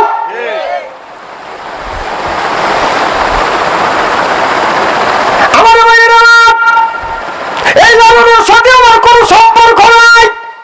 লালনের চাইতে ভালো ভালো কথা আল্লাহ কোরআন কারীমের মধ্যে বলেছে, লালনের চাইতে ভালো ভালো কথা আল্লাহর নবী বলেছে, লালনের চাইতে ভালো ভালো কথা আমাদের বাংলাদেশে বড় বড় ওলি আল্লাহরা বলে গেছে। সিল্লে এখন ঠিক কিনে অতএব লালন নামাজ পড়ে না, রোজা রাখে না, এরপরে দাড়ি কোনোদিন কাটে না, মোছটাও কোনোদিন কাটে না, বগুল তোলা যায় না, নিচে নামার কায়দা নাই। কথা কয় না কথা ভাবলি, সে লালনের কথা কেন শুনবো আমি? খুব খারাপ লাগতেছে মনে হয়, তাই না? এত রাত্রেও আপনাদের মুখে হাসি দেখছি, আমি মন্তব্য করছি এই মাহফিল থেকে, আপনারা সবাই জান্নাতি জান্নাতি জান্নাতি আমিন কর, জোরে কর। গেছে বলি, আচ্ছা নিয়ে আসবি, থাকেন থাকেন, আপনি বসেন। দুজনে শুনে একজন এসে তোলো, বলবো না বাবার বাড়ি যা করিও। এত রাত্রিতে এতগুলি লোক জিকির করতেছে, মা বোনেরা শুনে বলতেছে ওদের হরাদার হুজুর আমরা জিকির করি। গ্রামে গ্রামে মা বোনেরা জিকির শুরু করে দিছে। খুব খারাপ লাগতেছে নাকি? ওই দিকে যেতে চাই না। এই বাংলাদেশে এমনও মানুষ আছে, এমনও বক্তা আছে কোরআন হাদিসের কথা থুইয়া লালনের কথা দিয়ে মানুষকে বুঝাচ্ছে। আমার কথা হলে আমি কেলে লালনের কথা দিয়ে বুঝাবো? আল্লাহ কোরআনের মধ্যে ভালো ভালো কথা বলছে, নবী হাদিসের মধ্যে ভালো ভালো কথা বলছে। বাংলাদেশে কত ওলি আউলিয়ারা আছে, ভালো ভালো কথা বলে গেছে, তাদের কথা বলবো, তাদের কথা শুনবো, লালনের কথা বলবো না, লালনের কথা বলি আমরা শুনবো না। সিল্লাই এখন ঠিক কিনে, ওই লালনের সাথে আমার সম্পর্ক নাই। লালন গীতি গায়ান গায়া গায়া এই পাবনা জেলা থেকে লক্ষ লক্ষ টাকা নিয়ে যায়। পাবনা জেলার মানুষ এত পাগল, লালন গীতি গায়ান শুনে টাকা দেয়, বুঝে না বুঝে না। স্টেডি করে থুয়ে যাবো আজকে, হয় পাবা খালি আসবো পাবনা জেলা, না হয় না আসবো, কিন্তু আজকে সাইজ করে থুয়ে যাবো। লালন তো অলিও না, ও তো জন্মেরই ঠিক নাকি, কথা কর। আর সেই লালনের কথা শুনবো। যদি লালন গীতি কেউ বলে, বলবো যে লালন গীতি বাধ্য, কোরআন আছে হাদিস আছে, আল্লাহর ওলিদের ইতিহাস গুনে বল, ওই গুনে শুনবো। লালনের কথা বলে তোকে স্টেজ থেকে গাল ধরে বের করে দেবো। রাজি আছি? কারা কারা রাজি হাত তুলে দেখান তো দেখি একবারই।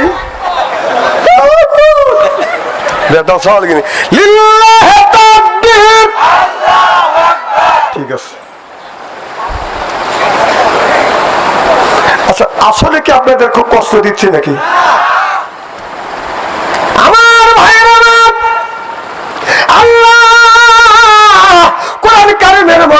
বলতেছে ইন্নাল্লাযিনা আমানু, ইন্না মানে নিশ্চয়ই, আল্লাযিনা বা যাহারা ঈমান আনবে ওই আল্লাহর উপরে, ও আমিলুস সলিহাত, আর যারা নেক কাজ করবে।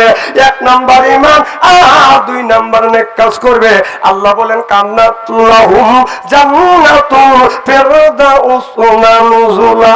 সুবহানাল্লাহ। কোন এক নাম্বার ঈমান, দুই নাম্বার যারা নেক কাজ করবে। নেক কাজের মধ্যে নামাজ আছে, রোজা আছে, হজ আছে, যাকাত আছে, কোরবানি আছে, ভালো ভালো কাজ বাজান নেক কাজের মধ্যে বাজান ঢুকে গেছে। তাহলে আপনার এই দুইটা কাজ করা দরকার আছে না নাই? আল্লাহ বলেন ইন্নাল্লাযিনা আমানু, ইন্না মানে নিশ্চয়ই, আল্লাযিনা যাহারা ঈমান আনবে ওই আল্লাহর উপরে, ও আমিলুস সলিহাত, আর যারা নেক কাজ করবে। তাহলে আজকে আমাদের দেশের কিছু মানুষ আছে নামাজ কোনোদিন পড়ে না, রোজার কাছে কোনোদিন যায় না, যাকাতের দ্বার দাঁড়ে না, মাথায় হলো বড় বড় জ্বর, পরনে সালার সিলাই সেরা কাপড় পরে ল্যাংটা হয়ে হাইটে যায়। আমি বলি ভাই যান, লোকটা ল্যাংটা কেন? লালন জাতীয় লোক গুনে বলে লোকটা যদি ল্যাংটা হয় ভিতরে মাল আছে। আমি বলি মাল যা আছে তা তো দেখতেইছে। কথা কয় না রে। আমাদের সিরাজগঞ্জ 22 কেজি ছাগল বেচা রাখছি এক শালা। কয় কেজি? 22 কেজি ছাগল বেচা রাখছে, ল্যাংটা থাকে, শীত করে সোয়া খালে আমের জুস খাওয়াচ্ছি। আমি বলে ভাই ল্যাংটা কি খাওয়াইছ? আর আমার হুজুর আপনার শরীয়তের আলেম তো, মারুফত চোখে দেখো না। কম কি দেখি না, ল্যাংটাও হলে ভিতরে মাল আছে। কম ঠিকই কইছে, ওর মাল দেখা যাচ্ছে, আমাদের মাল ঢাকা আছে। তা কয় না পাবলি। ল্যাংটা মানুষ দেখলে মানুষ আল্লাহর ওলি মনে করে। ওর মধ্যে কিচ্ছু নেই, ফরজ গায়েব। পায়খানা করে কুলুপ করে না, মানে পায়খানা করে পানি খরচ করে না, প্রসাব করে কুলুপ করে না, অথচ অলি মনে করে। যা বাবা কয়, বাবা খাও, বাবা খা আছে না নাই? আবার এই ত্রিশুল পেঁচাইয়া, গায়ে কি জানে পেঁচাইয়া দোকানে চোখ বন্ধ করে দে, মানে ওর বাবার তা দে, তখন বলা লাগে কামাই করে খাগা যা। এরকম পাগল আছে না নাই?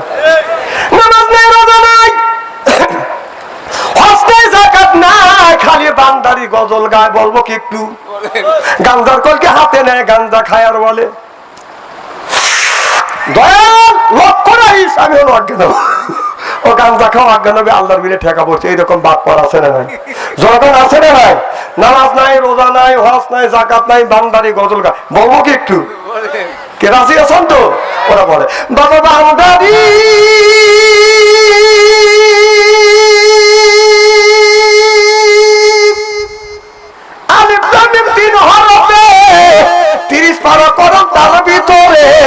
বান্দারি কই বাড়ি গাড়ি পাবি, ও যে বান্দারি কইলে সিথায় যাব চাকরি পাবা, কাগজ কলম ছেড়াই বাবা পরে মাসাদি আমার দয়াল বান্দারি, কাগজ কলম ছেড়াই বাবা পরে মাস্টারি, কাগজ কলম ছেড়াই বাবা পরে মাস্টারি আমার দয়াল বান্দারি। বাচু আনসারি কয় অল্প দিনে তোর কপালে বুড়ি রে, তোর কপালে বুড়ি। যখন ঠিক কিনে বাংলাদেশ, আমার বাংলাদেশ, বাংলাদেশ, খামতাহানের বাংলাদেশ, আল্লাহ জমিনের মুখে আছে, মুখে তাদের রক্ত বুলেঙ্কিনে করে দিয়ে এরপর ইসলামের পতাকা উড্ডীন করেছে। চিল্লা বলো ঠিক কিনা?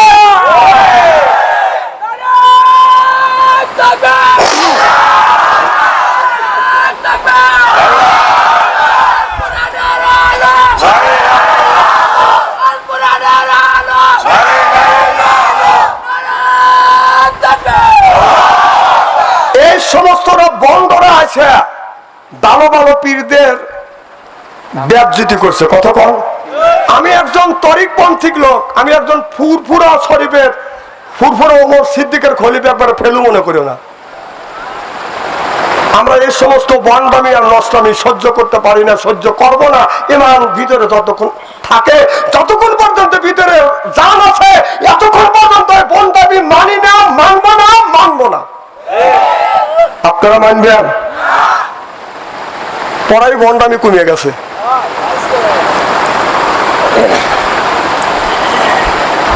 আমার ভাইরা ভালো করে লক্ষ্য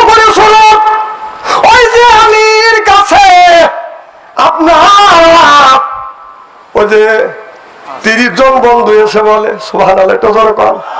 আলী রে চিন্তা করে না, আমরা 30 জন রোজা। সুবহানাল্লাহ, এটা জোরে কর। তা কিসের জন্য আসছো? কয় তোমাকে মুক্ত করবার জন্য আসছি, মনে আছে? এবার আলী বলল ছায়া দেখো 5 জন বন্ধু আইছে, 5 জন বন্দী হয়েছে, তোমরা বন্দী হয় না, যা বন্দী হবার হয়েছে তোমরা চলে যাও। 5 জন বন্ধু বলে, 30 জন বন্ধু বলে আলী রে বিপদে রেখে আমরা 30 জন চলে যাব না। 30 জন যাই ওই যুবকটাকে বলতেছে আলীকে ছাড়িয়ে দে, নইলে তোর খবর আছে। এবার যুবকটা বলল না না, আলীকে ধরছি আর ছাড়িয়ে দেবে না, ওকে তো পাইনি। এবার 30 জনের সাথে একজনের সাথে তুলুমাকারে লড়াই হলেন। লড়াই করতে করতে যুদ্ধ করতে করতে 30 জন বন্ধু বাদাম বন্দী হয়ে গেলেন। তাহলে 6 আর 30 কত হইল? 36 জন বাদান বন্দী হয়ে গেল। আলী কান্দের বলে বন্ধু রে বন্দী আমি হইছি কেন বা তোমরা আসলে? কে তোমাদের মুক্ত করিবে? ও বাজান এখন মুক্ত তো হইতেই হবে, জোরকম ঠিক কিনে। এবার হযরত আলী কানতে কানতে আবার পশ্চিম দিকে বাদান যখন তাকাইছে, পশ্চিম দিকে দেখে একটা যুবক রাংলা তরবারি নিয়ে আলীর কাছে হাজির হয়ে আছে। দেখে বলে আলী রে চিন্তা করো না, আমি তোমার বন্ধু আসছি। বলে তুমি কে? বলে আমি তোমার বন্ধু। কয় আমি তো কোনোদিন তোমারে দেখি না, একসাথে কোনোদিন চা খাই না। এবার লোকটা বলে আলী রে তুমি যদি তোমার যদি মনে না থাকে, ও আলী আমার মনে আছে, একই সাথে বসে চা খাইছি, একই সাথে ঘুমাইছি, একই সাথে কাজ করছি, একই সাথে যুদ্ধের ময়দানে গেছি। আলী তুমি দেখো নাই, আমি তোমারে দেখছি।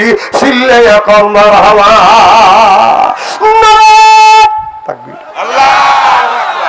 কেউ মুক্ত করতে পারে নাই। তোমার 30 জন বন্ধু বন্দী হয়েছে, 5 জন বন্দী হয়েছে, কিন্তু আমি তোমাকে মুক্ত করবো ইনশাআল্লাহ। আলী কয় তাড়াতাড়ি যাও। এবার বলে না না আলী আমি তোমাকে রেখে কোনোদিন চলে যাব না, এই বন্ধু থাক। থাক অবস্থা থাক, না না থাক, কথা তখন বলবেন না, থাক। ওই একজন বন্ধু আলী বলে বন্ধু তোমাকে চিনি না, তুমি কে? এই বন্ধুটা বলে আমি বন্ধু হচ্ছে তোমার ইমান। সুবহানাল্লাহ, তো জোরে বল। এবার ইমান নামে বন্ধু বাদান দাঁড়াইছে। এবার তরবারি নিয়ে ওই যুবকের সাথে বাদান লড়াই করতে করতে ইমান নামে বন্ধুটা ওই আপনার ওই যুবকটাকে বাদান হত্যা করলেন। হত্যা করিয়ে আলী সহ আপনার 36 জন মানুষকে আপনার বাদান মুক্ত করলেন। এবার আলী দেখে বলে বন্ধু রে যাকে তুমি হত্যা করলে সেই ব্যক্তিকে, আর তুমি তো আমার ইমান, ওই ব্যক্তিটাকে বলে এই ব্যক্তিটাকে আমার বিশ্ব নবীর কাছে জিজ্ঞেস করো, আমার নবী বলে দিবে এই লোকটাকে। চিল্লে এখন সুবহানাল্লাহ। তাকবীর। তাহলে ওই মানুষটাকে এটা আমাদের জানার দরকার আছে। এবার যাইতে হবে আমার বিশ্ব নবীর কাছে। আর ওই লোকটার যখন গর্দান কাটলেন, আপনার শরীর থেকে রক্ত প্রবাহিত হইল, এক বাক রক্ত জমিনে পড়ল। জমিনে পড়ার সাথে সাথে কুকুর হইল, শুয়োর হইল, বন জঙ্গলের মধ্যে বাদান চলে গেল।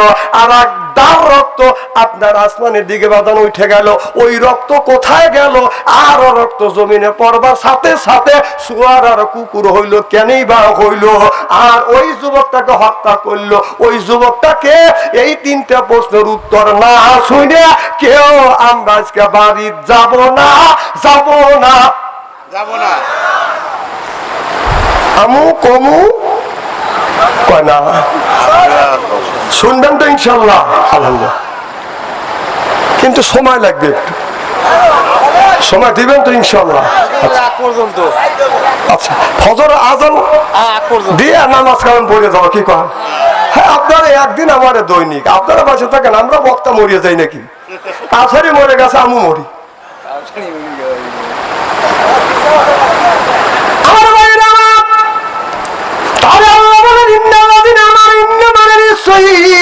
আল্লাহ জিনাসিবা যারা ঈমান আনবে ওই আল্লাহর উপরে ওয়া আমিলু সলিহাতার যারা নেক কাজ করবে, এক নাম্বার ঈমান, দুই নাম্বার নেক কাজ করবে, আল্লাহ বলেন কানাত লাহুম জান্নাতুল ফিরদাউস নুজুলা।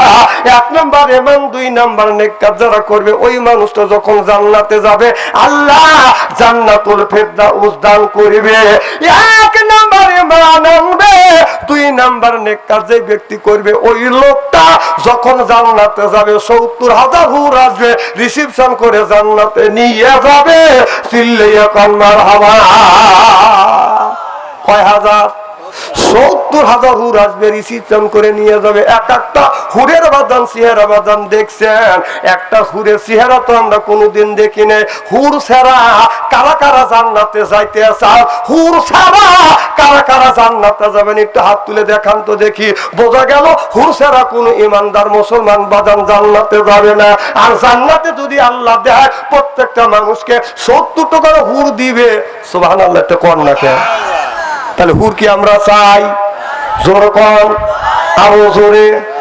একজন স্বামী নামাজ পড়িয়ে আল্লাহর কাছে হাত তুলে কান্দে বলে, আল্লাহ নামাজ পড়ি, রোজা রাখি, হজ করি, যাকাত দেই, তোমার জান্নাতের আশায় জান্নাতে তোমার যাব, কিন্তু হুর ছাড়া তোমার জান্নাতে যাব না। আল্লাহ যদি জান্নাতে দাও তোমার হুর দিও, জান্নাতে যাব। হুর যদি না দাও তোমার জান্নাতে আমি যাব না। এই বলে মোনাজাত কমপ্লিট করছে। বউ ওই মোনাজাত শুনে বলে, হুর কাক কয়? এই হুর কাক কয়? তখন স্বামী বলতেছে, তোর মতো কাইলিয়ানি নে, তোর চাইতে ৭০ গুণ রূপবতী গুণবতী একজন সুন্দরী মহিলা চাই। সুবহানাল্লাহ, এটা জোরে কর। আর বউ কয়, সব বনেছে জীবন ভরা তোর খেদমত করি, হ্যাঁ গরম পানি দিয়ে তো গোসল করাই, আর তুই কোস কি? বউ চিন্তা করছে, ও যখন হুর থিয়ে চলে যাবে, হুল নিয়ে চলে যাবে, বউ পরের দিন নামাজ পড়ে আল্লাহর কাছে হাত তুলে মোনাজাত করতে, হজ করি, যাকাত দেই, আর কিছু চাই না। আল্লাহ আমাকে জান্নাতে দিও, জান্নাতের ভিতরে তুমি আমাকে হুরুয়া দিও। জামাইকে কে রে হুরো কাক কয়? তার নামাজ শেষে বউ বলতে দেয়, হুরো কাক কয় রে? হুরো তেনো না, তোমার মতো জীবন ভরা কাইলে পাঠার সাথে ঘর সংসার করছি, ওই কাইলে পাঠা না, তোর সাথে ৭০ গুণ রূপবতী একজন পুরুষ চাই। স্বামী কাছে সারে সর্বনাশ, জীবন বড় খাইতে খুইতে খাওয়াই, ও আমার থুয়ে ও হুড়ো লিয়ে যাবে। আমি হুড়ি চাবো না, তুইও হুড়ো চাস। আমার ভাইয়ের আমার এক নম্বরে মানাবে, দুই নাম্বার যারা নেক কাজ করবে এই লোকটা যখন জান্নাতে যাবে ৭০,০০০ হুর আসবে রিসিপশন করে এই লোকটাকে জান্নাতে নিয়ে যাবে। সুবহানাল্লাহ বললেন না? এই হুর ৭০,০০০ কাপড় পরবে, ৭০,০০০ কাপড়েও হুরের রূপ যৌবন ডাকতে পারবে না। হুর আপনার ৭০ পর্দা কাপড় বেদ করিয়া গায়ের পশম দেখা যাবে, চামড়া দেখা যাবে, গোস্ত দেখা যাবে, হাড় দেখা যাবে, হাড়ের মধ্যে যে মস চলাফেরা করতেছে মস পর্যন্ত দেখা যাবে। ৭০ পর্দা কাপড়ে হুরের রূপ যৌবন বাদান ডাকতে পারিবে না। আর আমাদের দেশের হুরেরা পহেলা বৈশাখে বাজান পহেলা বৈশাখ পালন করছে, শর্ট কামিজ গলায় লাগাইয়া, তার শর্ট কামিজ গায়ে দিয়া ওড়না গলায় লাগাইয়া, এরপরে আপনার আইবুড়ি মাখাইয়া, ঠোঁটে পরে লটকে পিস যুবকের দেয় শীষ, পায়ে পরে হাই হিল করতেছে বাদান কিলকিলে, এরপরে রাস্তা দিয়ে যায় আর ওড়না উড়ায় আর বলে, এই যে আমার এসে এই দেখো, এই যে আমার এসে এই দেখো, দুনিয়া ভুলে যাবে, হায় দুনিয়া ভুলে যাবে। বাংলাদেশের যেই যুবকের ভিতরে দুইটা জিনিস আছে, এক নম্বর ঈমান আর দুই নম্বর নেক কাজ আছে, এই যুবকটা যখন জান্নাতে যাবে ৭০,০০০ হুর পাবে। তোমাদের মতো ওই ঈমানদার যুবকদের কাছে যাইয়া যদি তুমি উলঙ্গ হয়া যদি ড্যামেজ দাও, এই যুবকেরা কোনোদিন তোমার দিকে তাকাইবে না। চিল্লে এখন ঠিক কিনে? গ্রামের মধ্যে একটা চরিত্রহীন যদি একটা যুবতী থাকে, একটা চরিত্রহীন যুবতী ৫০ জন যুবকের ঈমান নষ্ট করবার জন্য একজনই যথেষ্ট। গ্রামের মধ্যে মধ্যে যদি একটা মহিলা যদি চরিত্রবান হয় আর দুর্চরিত্র পুরুষ যদি 50 জন থাকে, 50 জন যুবক বা জানা দুর্চরিত্র যুবক একটা চরিত্রবান যুবতীর বাজান ইজ্জত নষ্ট করতে পারবে না। কথা বুঝলেন কি না বুঝলেন আল্লাহ ভালো জানে।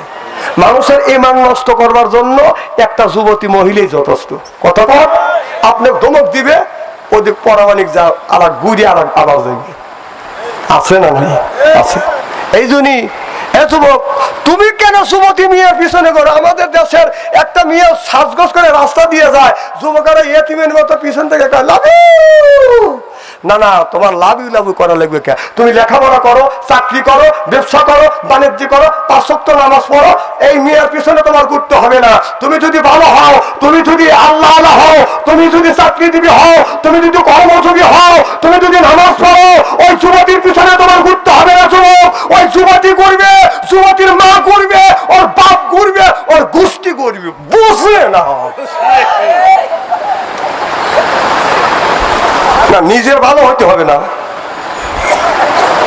আচ্ছা, কথা কি খারাপ বলতেছি নাকি? আমার ভাইরা ভালো করে লক্ষ্য করে শুনুন, ঈমান আনা লাগবে। আল্লাহ বললেন, ইয়া আইয়ুহাল্লাযীনা আমানু, হে যারা ঈমানের বিশ্বাসী, নিজে বাঁচো, ওয়াহিলিকুম নারা, তোমার আহেল পরিবারকে বাঁচাও। আজকে নিজেও বাঁচলাম না, আহেল পরিবারকে বাঁচাইতে পারলাম না, কারণ এই যে 7 বছরে একটা যুবক যার আমলনামায় আল্লাহ পাপ লেখে নাই, আর মা বাবা এই ছোট ছোট বাচ্চাকে পাপের কাজ করবার জন্য বাধ্য করতেছে। ঠিক কিভাবে বুঝলেন আমি জানি না, তবে আমার কাছ থেকে শোনেন। ঠিক হলো, আল্লাহ 7 বছরের ছেলের আমলনামায় আল্লাহ পাপ লেখে না, আর আপনি বাবা মা সব করে ছেলেকে পাপের কাজে ঠেলে দিচ্ছেন, কারণ এই ছেলের হাতে আপনি স্ক্রিন টাচ মোবাইল তুলে দিচ্ছেন।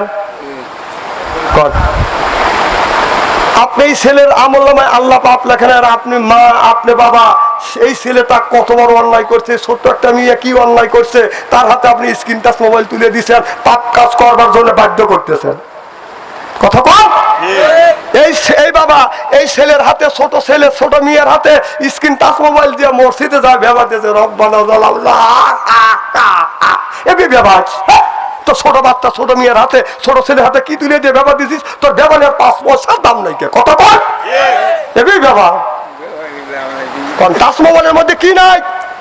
আমার একটা নাতনি আছে মেয়ের ঘরে, 2.5 বছর বয়স, টাচ মোবাইল ফুকসি করতেছে। তুই কি করিস? আমাকে ও না টিপ টপ দেখতেছি, টিপ টপ, কথাও অস্পষ্ট, টিপ টপ। তাহলে ছোট বাচ্চাকে, এখন তো ওই দায়িত্ব আমার না, ওই দায়িত্ব আমার মেয়ের আর মেয়ের স্বামীর। কথা বল। আর আমি যদি কই তোমার মেয়ে টিপ টপ দিয়ে, আমি মানা করতে পারি, কিন্তু শক্ত করে যদি মানা করি, আমার মেয়ের জামাই যদি বলে আপনি আমার বাড়িতে আসেন না, আমার মেয়েকে আমি দোজকে দেবো, তোর কি বলতে পারে কিনা? এই যে নিজেরটাকে ঠিক করো, নিজে ঠিক করো। একটা যুবক মোবাইলে প্রেম করতে করতে প্রেমের সেঞ্চুরি করছে। এই যে টাচ মোবাইল বাদ দেখে, টাচ মোবাইল কিনতে পারি, কিন্তু বাটম মোবাইল নিয়ে সারা বাংলাদেশ ঘুরি না। আমি আপনাকে টাচ মোবাইল রাখার জন্য নিষেধ করতেছি না, কিন্তু খারাপ যে জিনিসগুলো আছে ওই লাইনটাই একবার অফ করেন। কিন্তু আপনি অফ করেন না, সব ওপেন করে রাখেন। আপনার টাচ মোবাইলে খোঁটটা দেওয়া যায় না, মেয়েরা চোখ টিপ দিয়ে কয় পিকু পিকু। হাসেন, খারাপ কিছু তারা মোবাইলে দেখবে, অনর্গল উলঙ্গময় মেয়েদেরকে দেখবে, আপনার চোখের গুণ হবে। চোখের যদি গুণ হয়, আপনার চোখ বেহেশতে যেতে পারবে না। বিশ্বাস যদি না হয় মরে দেখেন।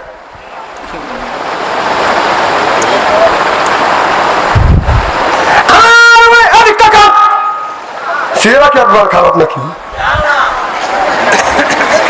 ওদিক তাকান না, আমার দিকে তাকান। আলেম যতই কালো হোক, আলেমের চেহারার দিকে চা থাকলে সগিরে গুণা লামা করে দেয়। আজকে মোবাইল বানাচ্ছে, মানুষকে জাহান্নামের পথে নিয়ে যাচ্ছে। মানুষ হাসতে হাসতে জাহান্নামের পথে যাচ্ছে। কয় এ লুলু কি নামাজ কালাম পড়ে তুমি দোজকে যাওয়ার জন্য আবার কিছু কিছু বেতাশালা মোবাইল খুলছে, মসজিদের মধ্যে খারাপ ছবি দেখে। আমি নিজে দেখছি। আমার কথা মাইন্ড করেন না, হয় দাবাত দেন না হয় না দেন, কথা আপনাকে শুনে নেন, কারণ বায়ান দিয়ে শোনা লাগবে। বায়ান মানে জ্ঞান। সুবহানাল্লাহ একটু জোরে কর। আল্লামাহুল বায়ান। আপনার কি বায়ান নেই, আপনার কি জ্ঞান নেই, আপনার কি বিবেচনা নাই? আপনি মসজিদের মধ্যে মিয়া সাজা ছবি দেখতে চান, তার কাপড় সুপুর শরীরে নাই কে? আল্লাহর ঘর মসজিদের মধ্যে তোর অন্তর মধ্যে একটুকু ভয় লাগে না? আমি চিনি কাককে মারিয়ে ভালা দিবি, খালি পারবি আমাদের ধরে ধরে জেলের মধ্যে ঢুকে নিয়ে। আর কি পারবি? নিজে যে জেলের আসামি হওয়া রয়েছে। খারাপ লাগতেছে কি ভাই? কার জেলের আসামি? আল্লাহর জেলের আসামি। আমার ভাইরা, আল্লাহ বললেন নিজে বাঁচো, তোমার আহেল পরিবারকে বাঁচাও। আজকে নিজে বাঁচলাম না, আহেল পরিবারকে বাঁচাইতে পারলাম না। আজকে এই জায়গা কোরআনের মাহফিল হচ্ছে, ওয়াজ হচ্ছে। আগামীকাল দেখবেন স্টলে টলে বাজান আপনার তাফসীর হবে। আপনার মানুষ যত কথা বলে, স্টলে যায় বাজান সব কথা বলে। স্টলে যায় দেখবেন আপনার বাম হাত দিয়ে চা খাবে, ডান হাত দিয়ে সিগারেট টান দিয়ে বলবে। কত হুজুর দেখলাম রে, আছে না নাই? কেন কয়টা হুজুর দেখছে? সব গল্প হয় স্টলে।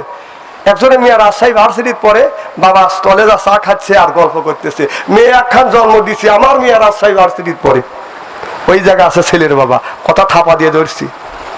তোমার মেয়ে রাজশাহী ভার্সিটির পরে এই গল্প কি স্টলে এসে করা লাগবে নাকি? দেখ কই আমার ছেলে ওই ভার্সিটির পরে, আমি তো গল্প করছি না। ছেলের বাবার গল্প হচ্ছে না, কথা কানে গল্প হচ্ছে না।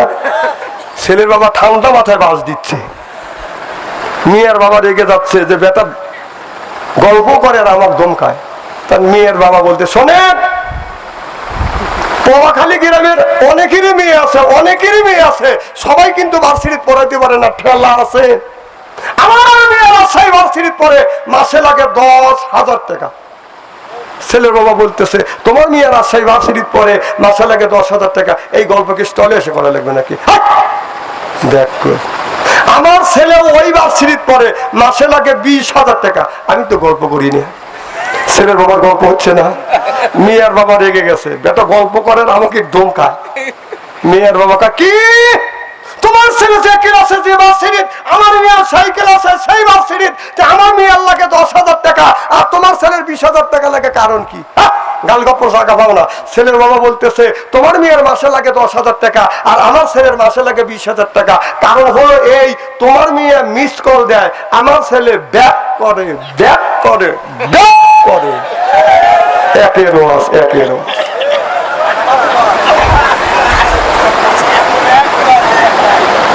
না না, কথা কি আমি অবাস্তব বলতেছি নাকি?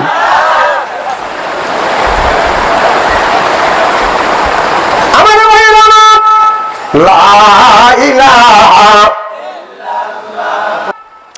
আল্লাহ হাবিবের ব্রহ্মতেরা ভালো করে লক্ষ্য করে শুনুন বাদান, আমাদের নিয়তে বাদান শুনতে হবে।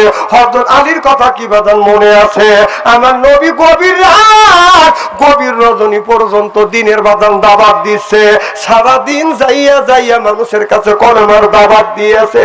আমার নবী রাত 12টার পরে বাদান বিবি খাদিজা রাদিয়াল্লাহু তাআলা আনহার ঘরের দরজার কাছে রাত 12টার পরে আমার নবী দাঁড়াইছে, ঘরে দরজার পাশে বাজানো করছে। খাদিজা একটা ডাক দিছে, অমনি মা। রাত 12টার পরে আমাদের খাদিজার ঘরে দরজার কাছে গিয়ে রাখ দিবেন, খাদিজা খবর নাই, ও খাদিজা শব্দ নাই, ও খাদিজা, এরকম খাদিজা আছে না নাই? হাই রে মা বোনেরা, আমার নবী গভীর রাত, গভীর রজনীতে আমার নবী যখন বাজান বাড়িতে আসলেন, আসিয়া মা আয়েশাকে ডেকে বলে, আয়েশা রে, এ আয়েশা ক্ষুধা লাগছে খাবার দে, আয়েশা ক্ষুধা লাগছে খাবার দে। মা আয়েশা রাদিয়াল্লাহু তাআলা আনহা লক্ষ্য করে দেখছে একটা রুটি বাদাম ঘরে আছে। মা আয়েশা চিন্তা করতেছে, একটা রুটি যদি আমার নবী খায় আমার নবীর পেট ভরে যাবে, আমার নবী কত কষ্ট করতেছে, আমি মহিলা মানুষ এক গ্লাস পানি পান করে রাত কাটা দিতে পারবো, আর এই রুটিতে যদি ভাগাভাগি করে খায় আমার নবীর ক্ষুধা নিবৃত্ত হবে না, আমার ক্ষুধা নিবৃত্তি হবে না। এবার মা আয়েশা চিন্তা করতেছে, একটা রুটি বাদাম ঘরে আছে। মা আয়েশা চিন্তা করতেছে, একটা রুটি যদি আমার নবী খায় আমার নবীর পেট ভরে যাবে, আমার নবী কত কষ্ট করতেছে, আমি মহিলা মানুষ এক গ্লাস পানি পান করে রাত কাটা দিতে পারবো, আর এই রুটিতে যদি ভাগাভাগি করে খায় আমার নবীর ক্ষুধা নিবৃত্ত হবে না, আমার নবীর ক্ষুধা রাসূল সাল্লাল্লাহু আলাইহি সাল্লাম যখন বাদাম খাবার চেয়েছে অমনি আমার মা আয়েশা রাদিয়াল্লাহু তাআলা আনহা একটা রুটি নবীর সামনে দিয়েছে, অমনি বাতিটা নিভিয়ে দিয়েছে। আমার নবী বলে, আয়েশা তুমি কেন বাতি নিভিয়ে দিলে? মা আয়েশা বলে, নবী গো রুটি খাচ্ছি, শুকনো রুটির বাতির তো দরকার নাই, কারণ তেল অনর্থভাবে তেল কেন ফুরবো? এই বলে মা আয়েশা রাসূলের কাছে বাদাম রুটি দিছে। আমার নবী রুটিটা এরকম করে খাচ্ছে। মা আয়েশা রাদিয়াল্লাহু তাআলা আনহা অন্ধকারে হাতটা প্লেটে নিচ্ছে, প্লেট থেকে মুখে নিচ্ছে। আমার নবী চিন্তা করতেছে, হাত প্লেটে নিচ্ছে আবার মুখে নিচ্ছে, কিন্তু খাবারের একটা শব্দ আছে, আয়েশার তো কোনো শব্দ নাই। আয়েশা হাত যখন মুখে তুলছে অমনি নবী থাপা দিয়ে ধরছে, আয়েশা রে বাতি লাগাও, ল্যাম্প লাগাও, বাতি ল্যাম্প লাগা। দেখে মা আয়েশার হাতে কোনো রুটি নাই। আমার নবী বলে, আয়েশা তোমার হাতে রুটি নাই, তুমি এই রকম করে মুখে হাত নিচ্ছ। মা আয়েশা বলে, নবী গো আমার বাড়িতে একটা রুটি আছে গো নবীজি। ও নবীজি একটা রুটি আপনি খাইলে আপনার ক্ষুধা নিবৃত্তি হবে, এই রুটিটা দুইজন যদি ভাগাভাগি করে খাই আপনার ক্ষুধা নিবৃত্তি হবে না, আমার ক্ষুধা নিবৃত্তি হবে না গো নবীজি। এই জন্য আমি আয়েশা এই রুটিটা পুরো রুটিটাই আপনাকে খাওয়াতে চাচ্ছি। আমার নবী বলে, আয়েশা রে আয় আমার কাছে আয়। এবার আমার নবী রুটিটা সিরিয়া মা আয়েশার মুখে তুলে দিচ্ছে, আর মা আয়েশা আমার নবীর মুখে তুলে দিচ্ছে। আমার নবী বলেছে, স্বামী স্ত্রী এক প্লেটে বসে যদি খাবার খায়, তার ঘরে যদি 6 মাসের খাবার থাকে, 1 বছরের খাবারের বরকত আল্লাহ ওই খাবারের মধ্যে দিয়ে দিবে। এই জন্য বলবো, স্বামী স্ত্রী খাবার যখন খাইতে বসবেন দুইজন একই প্লেটে খাবার খাইবেন। সুবহানাল্লাহ বললেন না? মা বোনদের বলবো, মা রে আপনার স্বামীকে আপনার মসজিদে নামাজ পড়া লাগবে না, আপনার জুম্মা ঘরে আপনার শুক্রবারে জুমার দিন নামাজ পড়া লাগবে না, আপনার স্বামী জুমার দিন নামাজ পড়তে যাবে। একটু পরে করুন।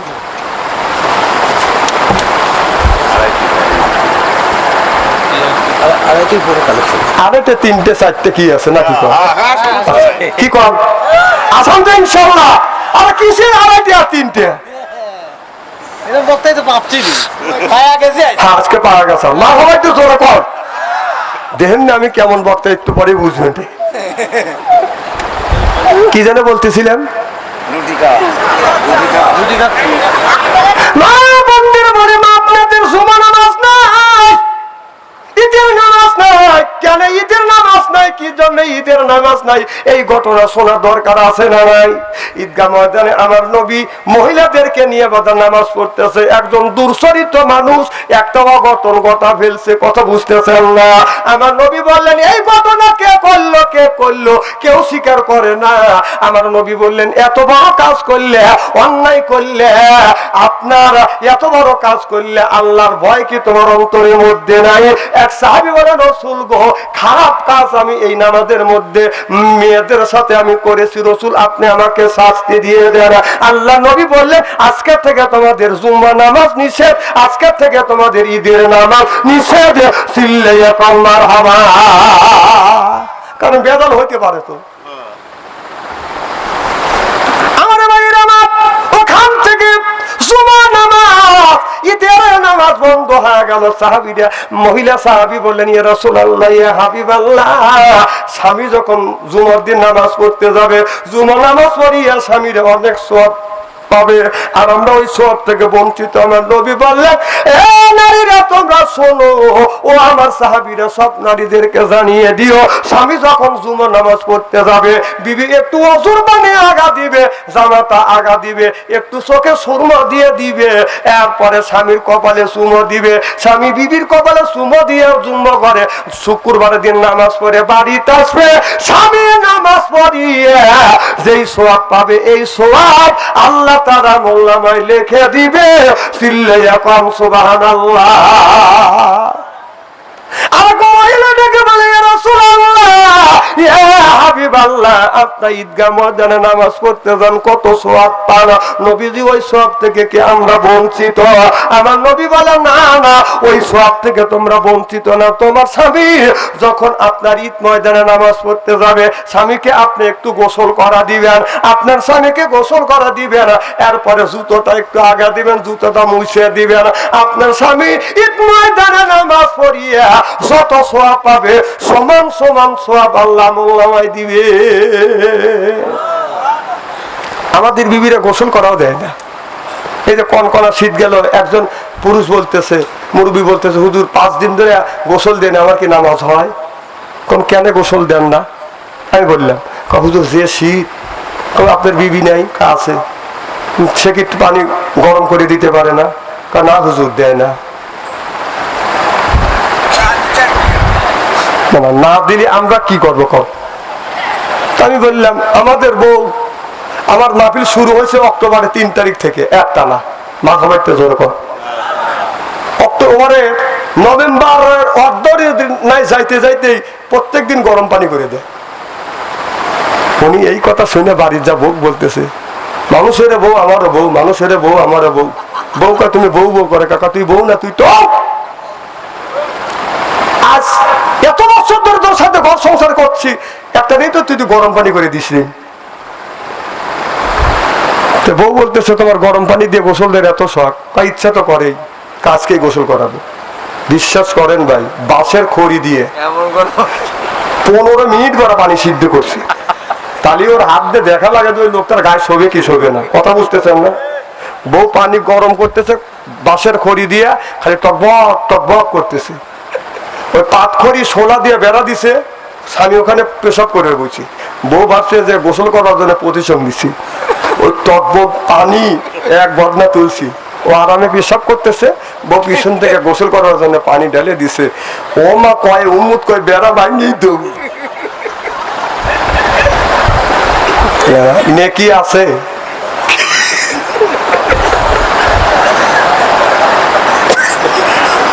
মানুষ মারি নাকি কামি করে লাগবে নাকি? তাহলে হাত দিয়ে দেখা লাগে না। আর এক বদনা পানি তুলে বলতে, আসে তোমার গোসল করা দে, এদিকে পিঠের চামড়া নাকি।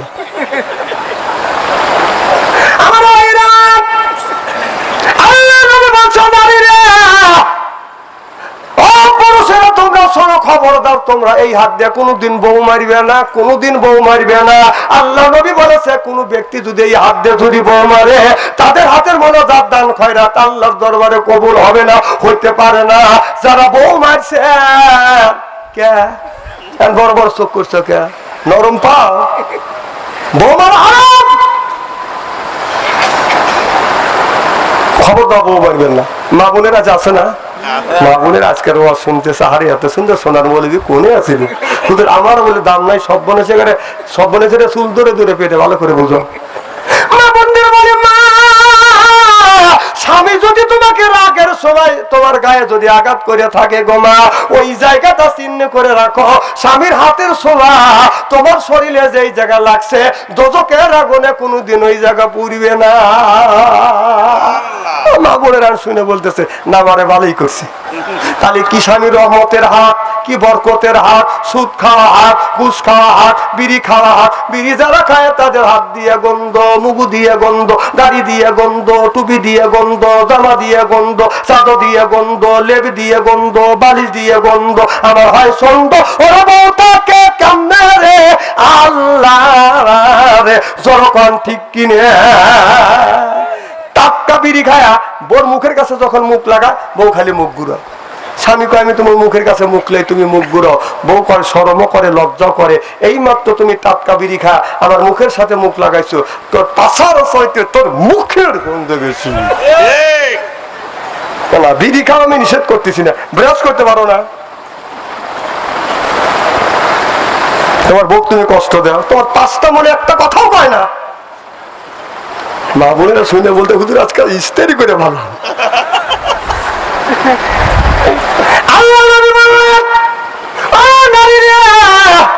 তোমার স্বামী যদি রাগের সময় তোমাকে মাইরিয়া থাকে রে মা, খারাপ লাগতেছে কি ভাই?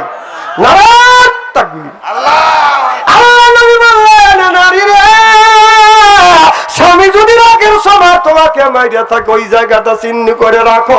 স্বামীর হাতের ছোঁয়া যেই জায়গা লাগছে ওই জায়গা দোজখের আগুনে পুড়বে না। তোমার স্বামী তোমাকে মারছে, এই কথাটা তাহলে তোমার শ্বশুর শোনে না, শাশুড়ি শোনে না, এমনকি ঘরের মধ্যে তোমার যা আছে, ছেলে আছে, এরপরে বাড়ির মধ্যে যা আছে কেউ জানি শোনে না, ছেলে মেয়েও জানি শোনে না, স্বামী মারছে, এই কথাটা যদি গোপন করে রাখো, আল্লাহ নবী বলছেন এই কথাটা গোপন করে রাখলে, নবী বলেছে কিয়ামতের ময়দানে তোমাদের কিছু কিছু গুনাহ আল্লাহ গোপন করে রাখবে।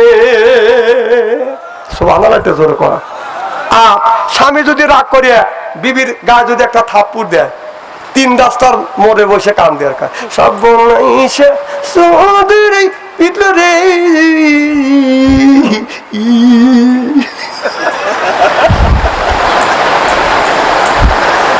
কবিতা পড়ে, মানে কবিতা পড়ে ই নাই, লবণ ফুরো গেছে, কাঁচা মরিচ ফুরো গেছে, জামাই কাছে লবণ হলো কাঁচা মরিচ, এনে কান্দার কি আছে ক? লবণ ফুরো গেছে, বাজারে গেলেই লবণ আসবে, ফোন করলে কাঁচামরিচ চলে আসবে, এনে কান্দার কি আছে? একটা লোক কবিতা কয়, ও কবিতা আমরাও জানি। 1365 সালে এই ঘটনা বরিশালে হয় আছে পাতার হাতখানা, ওই গ্রামের বৃদ্ধ ছিল, গরিব ছিল অতিশয়, 50-এর উপরে বয়স, ও বৃদ্ধ কামলা কাইটে খাওয়া যায়। ও কবিতা আমরাও জানি। ও কবিতা কো বাদ দাও, স্বামীর খেদমত করো, নামাজ পড়ো, পর্দা করো, যদি জান্নাতে যাইতে চাও। কথা বল।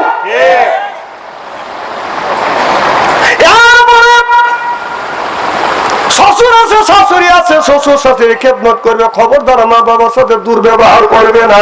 আল্লাহ বলেন ওয়াকাদা রাব্বুকা, হে বান্দা আমার দাসত্ব করো, আল্লাহ তাবুদু আমার গোলামি করো, ইল্লা ইয়াহু আমার বন্দেগী করো, ওয়া বিল ওয়ালিদাইনি ইহসানা।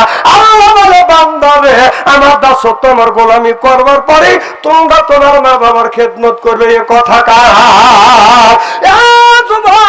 মার মনে কষ্ট দিও না, বাবার মনে কষ্ট দিও না। মা বাবার মনে যদি কষ্ট দেয়, মক্কায় যায় বারো যদি হজ করে, এই হজ আল্লাহর দরবারে কোনোদিন কবুল হবে না, হইতে পারে না, হওয়া সম্ভব না।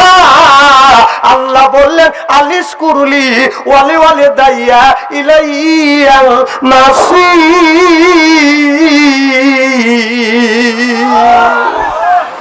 মা বাবার সাথে সুন্দর ব্যবহার করো, মা বাবাকে তোমরা কষ্ট দিও না। আজকে আমাদের দেশের যুবকেরা মায়ের কোনো আদর নাই, বাবার কোনো কদর নাই। শ্বশুরের কাছে যাইয়া যা সালাম দেয়, শাশুড়ি পায়ে হাত দেওয়া দান চুমা দেয়। আল্লাহ নবী বলেছে কোন ব্যক্তি যদি মা বাবার পায়ে হাত থেকে চুমা দিলে ওই লোকটার কিসমত আল্লাহ খুলে দেয়। সিল্লা কোন সুবহানাল্লাহ। মার পায়ে হাত দেয় না, বাবার পায়ে হাত দেয় না। বাস্তব ঘটনা বলবো, আমার মা 112 বছর বয়সে দুনিয়া জীবিত ছিল, আমার আব্বা 97 বছর পর্যন্ত বেঁচে ছিল। আমি দেখেছি আমার মা 3 থেকে 4 বছর বেঁচে না পড়ে পায়খানা করতো, পোশাক করতো, এই হাত দিয়ে মারে গোসল করাইছি, খাবার পর্যন্ত মার মুখে বাদাম তুলে দিছি। মা যখন জীবিত ছিল, আমি যখন কোরআনের মাহফিলে যাইতাম, আমার মা পায়ে হাত রাখতাম, চুমো দিতাম, মার কাছ থেকে দোয়া নিয়ে যাইতাম। আমি যখন মাহফিলে আসতাম, পিছ আমার মা আসতো, গেটের সামনে দাঁড়িয়ে থাকতো, অনেক দূরে যাইতাম, গার গোড়া ছায়া দেখতাম। আমার মা এখনো পর্যন্ত আমার জন্য ছায়া আছে গেটের সামনে। আজকে যখন রওনা দিলাম, গেট থেকে বের হইলাম, আমি পিছ ফিরে তাকাইলাম, গেটের সামনে আমার মা নাই। যদি মা থাকতো, আমার মা গেটের পাশে এসে দাঁড়া থাকতো। যুবক, মা বাবা নিয়ামত, সুবহানাল্লাহ। মার মনে কষ্ট দিও না। মা বাবার খেদমত করলে আল্লাহ 3টে জিনিস দেয়। 1 নাম্বার আল্লাহ ইজ্জত বাড়িয়ে দেয়, 3 নাম্বার আল্লাহ হায়াত বাড়িয়ে দেয়, 3 নাম্বার আল্লাহ অর্থ সম্পদ বৃদ্ধি করে দেয়। আল্লাহর কসম করে বলতেছি, এই 3টে জিনিস পুরস্কার দেয় আমার আল্লাহ মা বাবার খেদমত করলে। আজকে আমাদের দেশের যুবকেরা মা বাবার খেদমত করে না। আমি দেখছি আমার মা মারা মারা গেছে। এই বছর এই যে ঈদুল ফিতর গেল, আমি কাপড় সুপুর পরিয়ে আমার অভ্যাস ছিল মার কাছে যাইতাম, আমি দোয়া নিতাম, পায়ে হাত থেকে চুমো দিতাম। ফস করে মায়ের রুম আমার রুম পাশাপাশি, আমি আমার রুম থেকে বের হইয়া মায়ের রুমে ঢুকছি। মা মারা গেছে তখন আমার খেয়াল নাই। মার রুমে যায় দেখি মার খাট আছে, চকি আছে, কিন্তু মা নাই। অমনি মার কথা মনে পড়ে গেল, আমার মা তো মারা গেছে। অমনি আমি চকির উপরে খাটের উপরে বসলাম, চোখের পানি ধরে রাখতে পারলাম না। আল্লাহ, আজকে যদি মা থাকতো আমি আমার মাকে সালাম দিতাম, পায়ে হাত থাকতাম, চুমো দিতাম। ও আজকে মা নাই, আমি ঈদ ময়দানে যাচ্ছি মা হারাইয়া। আমি বসে বসে কাঁদতে লাগলাম। আমার বিবি যাইয়া বলে, স্বামী আপনি কেন কান্দেন? আমি বললাম, বিবি রে, আমি ভাবছি আমার মা আছে, ভুলে আমার ঘরে ঢুকছি, সারা দেখে মা নাই। আজকে যদি মা থাকতো মার কাছ থেকে দোয়া দিতাম, পায়ে হাত থেকে আমি সুমা দিয়ে ঈদগাহ ময়দানে যাইতাম। আমার ভাইরা, আমি ঈদগাহ ময়দানে নামাজ পড়ে লক্ষ্য করে দেখলাম কত মানুষ তার বৃদ্ধ বাবাকে হাত ধরিয়া ঈদ ময়দানে নামাজ পড়িয়া, নামাজ শেষে বাবার বুকের সাথে বাদান বুক লাগাইছে। আমার আব্বার কত মনে পড়ে গেল। আল্লাহ, আজকে যদি বাবা থাকতো ঈদ ময়দানে বাবাকে নিয়ে নামাজ পড়তে আসতাম, নামাজ শেষে বাবার বুকের সাথে বুক লাগাইতাম। অমনি দৌড়ে যাইয়া পাশে ঈদ ময়দানের পাশে আমার মা বাবাকে কবর দিছি। আল্লাহর কসম করে বলতেছি, আমার মা বাবার কবরের পাশে দাঁড়িয়ে বললাম, আল্লাহ, আজকে যদি বাবা থাকতো বাবাকে নিয়ে ঈদ ময়দানে নামাজ পড়তাম। আল্লাহ, বাবা নাই, বাবা এই জায়গা ঘুমিয়ে আছে। আল্লাহ, তোমার কাছে দরখাস্ত করি, রব্বির হামহুমা কামা রব্বায়ানি সগীরা।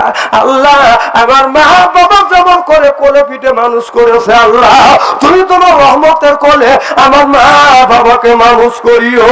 এই দোয়া কবরের পাশে যাইয়া সন্তানেরা যদি দোয়া করে, চোখ থেকে পানি বের হইয়া নাকের ডোগায় আসার আগে আল্লাহ মা বাবার কবর গোড়া মাফ করে দেয়। সিল্লা কম সুবহানাল্লাহ।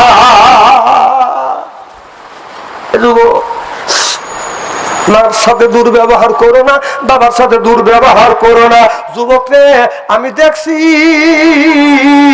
আমি রাত 2টা 3টা যখন বাসায় গেছি, বাসা যাইয়া বিবির ঘরে দরজা হাত দিছি, দরজা শক্ত, ছেলের ঘরে দরজা হাত দিছি, দরজা শক্ত। বৃদ্ধ মার ঘরে দরজায় গেছি, হাত লাগাইছি, দেখি দরজা খুলে গেছে। যায়া দেখি মা দুঃখিনী এখনো ঘুমায় নাই।